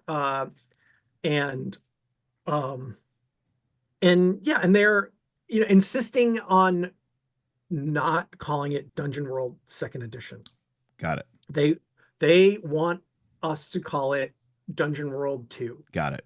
They want it to be the sequel. Got it. To Dungeon World. And I think that's great positioning. I think that's a good way to get your elbows out in the mosh pit and be like, give me some space, I'm gonna dance. Right. And we can watch them go off. Yeah, because I'm just gonna go off on a little rant here. Dungeon World is probably the PBTA game I've run the most. And for a very, very long time at Gen Con, I've run games through usually through Keep on the Borderlands or some other thing, or like a one-page dungeon. And I've used Dungeon World. And in later years, I kind of switched over to Harper's World of Dungeons, just because it was even easier. But the one thing that shocked me was, the Discord, which I'm in, is everybody's like, rules fix this tiny little thing with the parlay move. And I was like, I want to see something big. I want to see something, like I want to see you really explore the space. Like you said, get those elbows up and just carve out your own space and do something different. I have Dungeon World. I don't need Dungeon World with a few editing passes, right? I want something different. So I'm excited for that as well. So last question, Tor, what is your favorite game? My favorite game. Okay, what's your favorite game and what's your favorite TTRPG? So Ooh, well, there's a game that Luke and I and a bunch of our friends are obsessed with right now. So 2 years, 3 years we've been playing every Monday.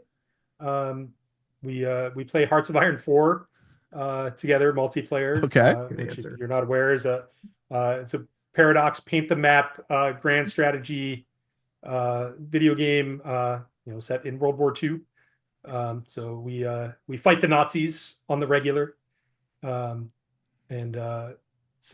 yeah, I would say that's our obsession. We play that probably more than anything else. Favorite RPG. I'm going to exclude the games that we play because those are the ones that I played the most. Sure, that's fair. And I love those. I wouldn't begrudge you picking Torchbearer, but that's fine. You can. Yeah, in my heart of hearts, it is Torchbearer. That's the one that I play the most. But also Burning Wheel. But I would say,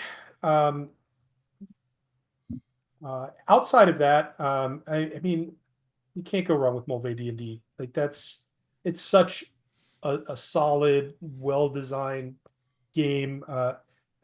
It's 62 pages, and it's brilliant. It's there are lots of other games that I love, but that one.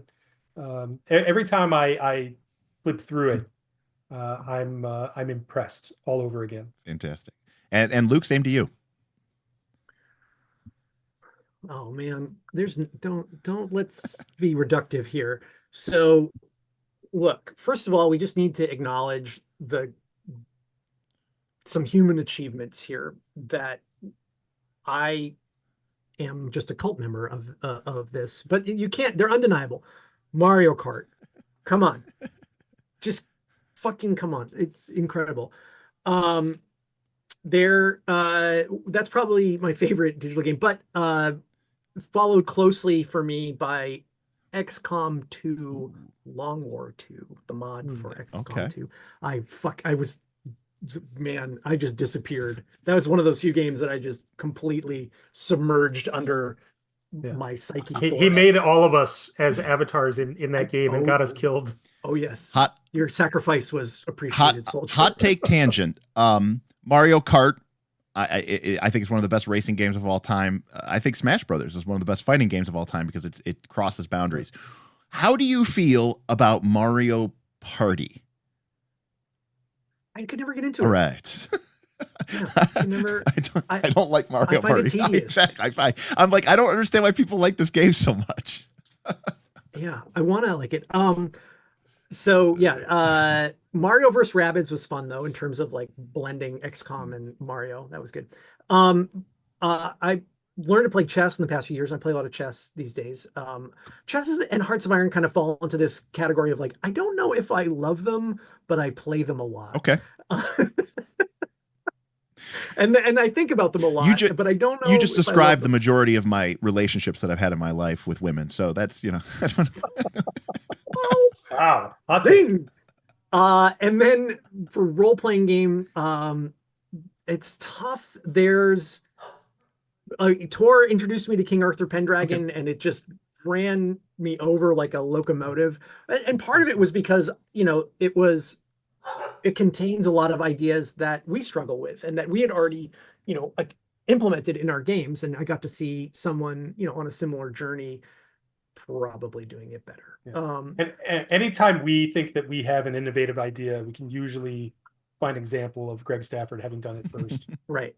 And the other person that holds true to that rubric is our friend Jared Sorensen. And probably the game that I just look at and I say is his game Lacuna, because it's just so elegant. You want to talk about like a simple small format game that has great atmospherics, really interesting design, and that has an incredibly thoughtful and provocative mechanism of action in the game. Like, it's Lacuna, and the game master has tons of liberty in Lacuna to do all sorts of madness, but the way that their madness interacts with the die system is just genius, just period genius. Awesome.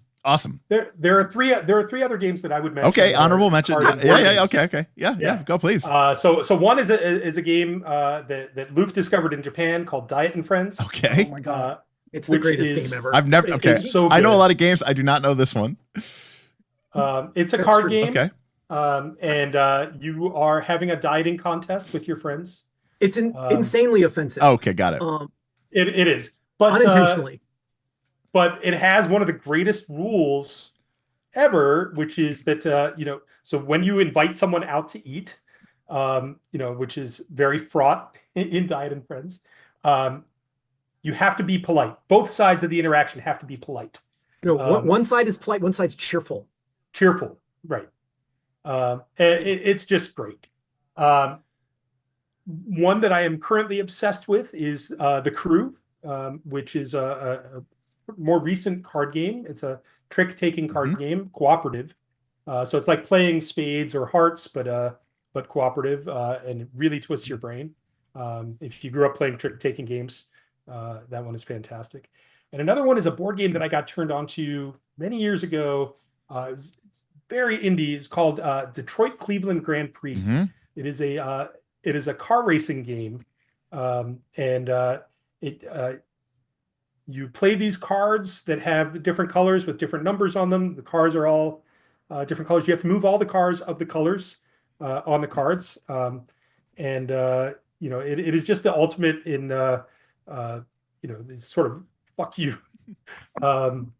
playing with your friends, trying to block them off as you race. It is so simple and so smart. I love it. Fantastic. Well, I got to say, you will really enjoy ARCs, because ARCs takes basically 4X space, sci-fi, galactic empire, Twilight Imperium combat, but it resolves it through a trick-taking card game. So that is how ARCs basically work. So it's pretty cool. Okay. All right, so I'm going to channel my inner Sean Evans here. So Luke, Tor, Luke, tell people, where can they find you at? Is there any projects or anything that you want to shout out? Any call outs that you want to do? I've gotten links below to torchbearerrpg.com, burningwheel.com, but is there anything else that you want to tell the people that may come across this video? Play games, y'all. Play lots of games. Play lots of games with lots of different people. Play those games by the rules, and learn about yourself and others. Fantastic. Tor? You can come check us out at the BWHQ Discord, which I'm not sure where you go to get the link. I think we'll give you a link. We'll give you an invite link to put up. Okay, great. Yeah. So Luke and I are both there, and we love chatting with people and answering questions.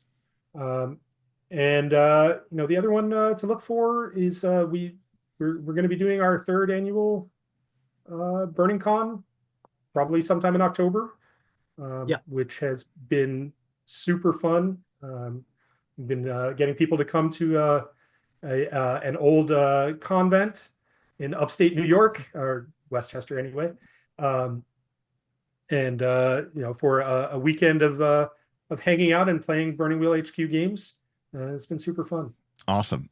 And by the way, so as we're wrapping up the end here, I do see a lot of my patrons in the chat. So what I'm going to do is, if you're one of my patrons who is able to come hang out with us today and chat and kind of share the team, I'm going to draw a random name from the chat, and I'm going to be giving away a copy of the Burning Wheel, the Torchbearer double book set, Scholar's Guide and Dungeoneer's Handbook, to one lucky member of our Patreon. Hopefully, the person who wins is domestic, because otherwise the shipping prices are going to be insane, but that's okay. We've done stupider things before, so it's all good. Well, welcome to our world. Oh, I can only imagine how horrifying and horrible it's going to be. But I want to thank Thor. I want to thank Luke for coming on again. These guys have created some of the coolest games that I've ever explored. They've changed the way I think about role playing games. That and Dungeon World were like, and Monster Hearts were probably the huge games that influenced me, aside from Dungeons and Dragons, of course. And obviously, I'm stoked now to be playing a Torchbearer campaign. I will leave you all. Some of my patrons know this story. I will leave you too with a great story, which is when obviously I was a huge Torchbearer fan, but when the Kickstarter was going on, I had left my job to go hike the Appalachian Trail and try to start my own photography business and find myself. And then COVID happened. I didn't have any money. Anyways, long story short, I missed the Kickstarter. And so when I finally started getting this urge, I was like, oh, I need to reconnect with everything. I was like, okay, I want to go get a Torchbearer 2nd edition. I want to get the collector's set with the cool metal coins and the cartographer guide. So I was on eBay looking for one, because I don't think you guys had one on your site yet or something. And I found one, and I start bidding for it. And somebody's outbidding me, and you can't see who they are. You just get the number. And then someone outbid me, and it was going up, and I said, I can't. I left. So I go to my Patreon Discord. I start bitching about me losing it, and one of my patrons goes, man, I just lost one too. And I go, wait a sec, were you bidding for this one? And he goes, yeah, I kept getting outbid by you. And I was like, he and I were like, this is crazy. We were both outbidding each other. And then someone came in and said, yeah, that was me. I was the third guy who won it. And so the three of us were all of us were technically all just trying to outbid each other. We ended up paying way too much for this thing. Somebody did. Oh, no. And so, yeah, anyway, so I finally got a copy of it, and it was a running gag because I was afraid to open it. And I had it in the, with the burning wheel tape, on the cover, and a fragile sticker. And I would just I would taunt the stream with it. And I would say, oh, am I going to open it today? Am I going to open it today? And so I sat on it, 2nd edition for over a year. After buying it, and finally I opened it up on stream, and I was like, oh, this is so cool. I got to run it. And that's kind of how this all kind of came about, and why we're running games for our patrons now and publishing them. And so hopefully that gets some interest. I think it's a really cool game. It's fun if you like games and you also like role playing, and they created this medium called role playing games, and it's really cool how they work. I really should recommend that you check them out. So but again, I want to thank Luke. I want to thank Tor. I want to thank all of you. Thank you, Delise, for your tip. Thank you, Travis, for your tip. And thank you, everybody, for hanging out with us. Luke, Tor, thanks, guys. I really appreciate it. Great. Thanks for having us. Thank you for having us, Derek. And really appreciate the questions, insightful questions. This has been great. And thanks again to Sanj. Yes. For setting us up. Yes, fantastic. And we'll get that link below, and we'll also do our giveaway on the Patreon. So thanks, everybody, and we'll see you next time on Knights of Last Call. Bye, everybody. Peace. See you.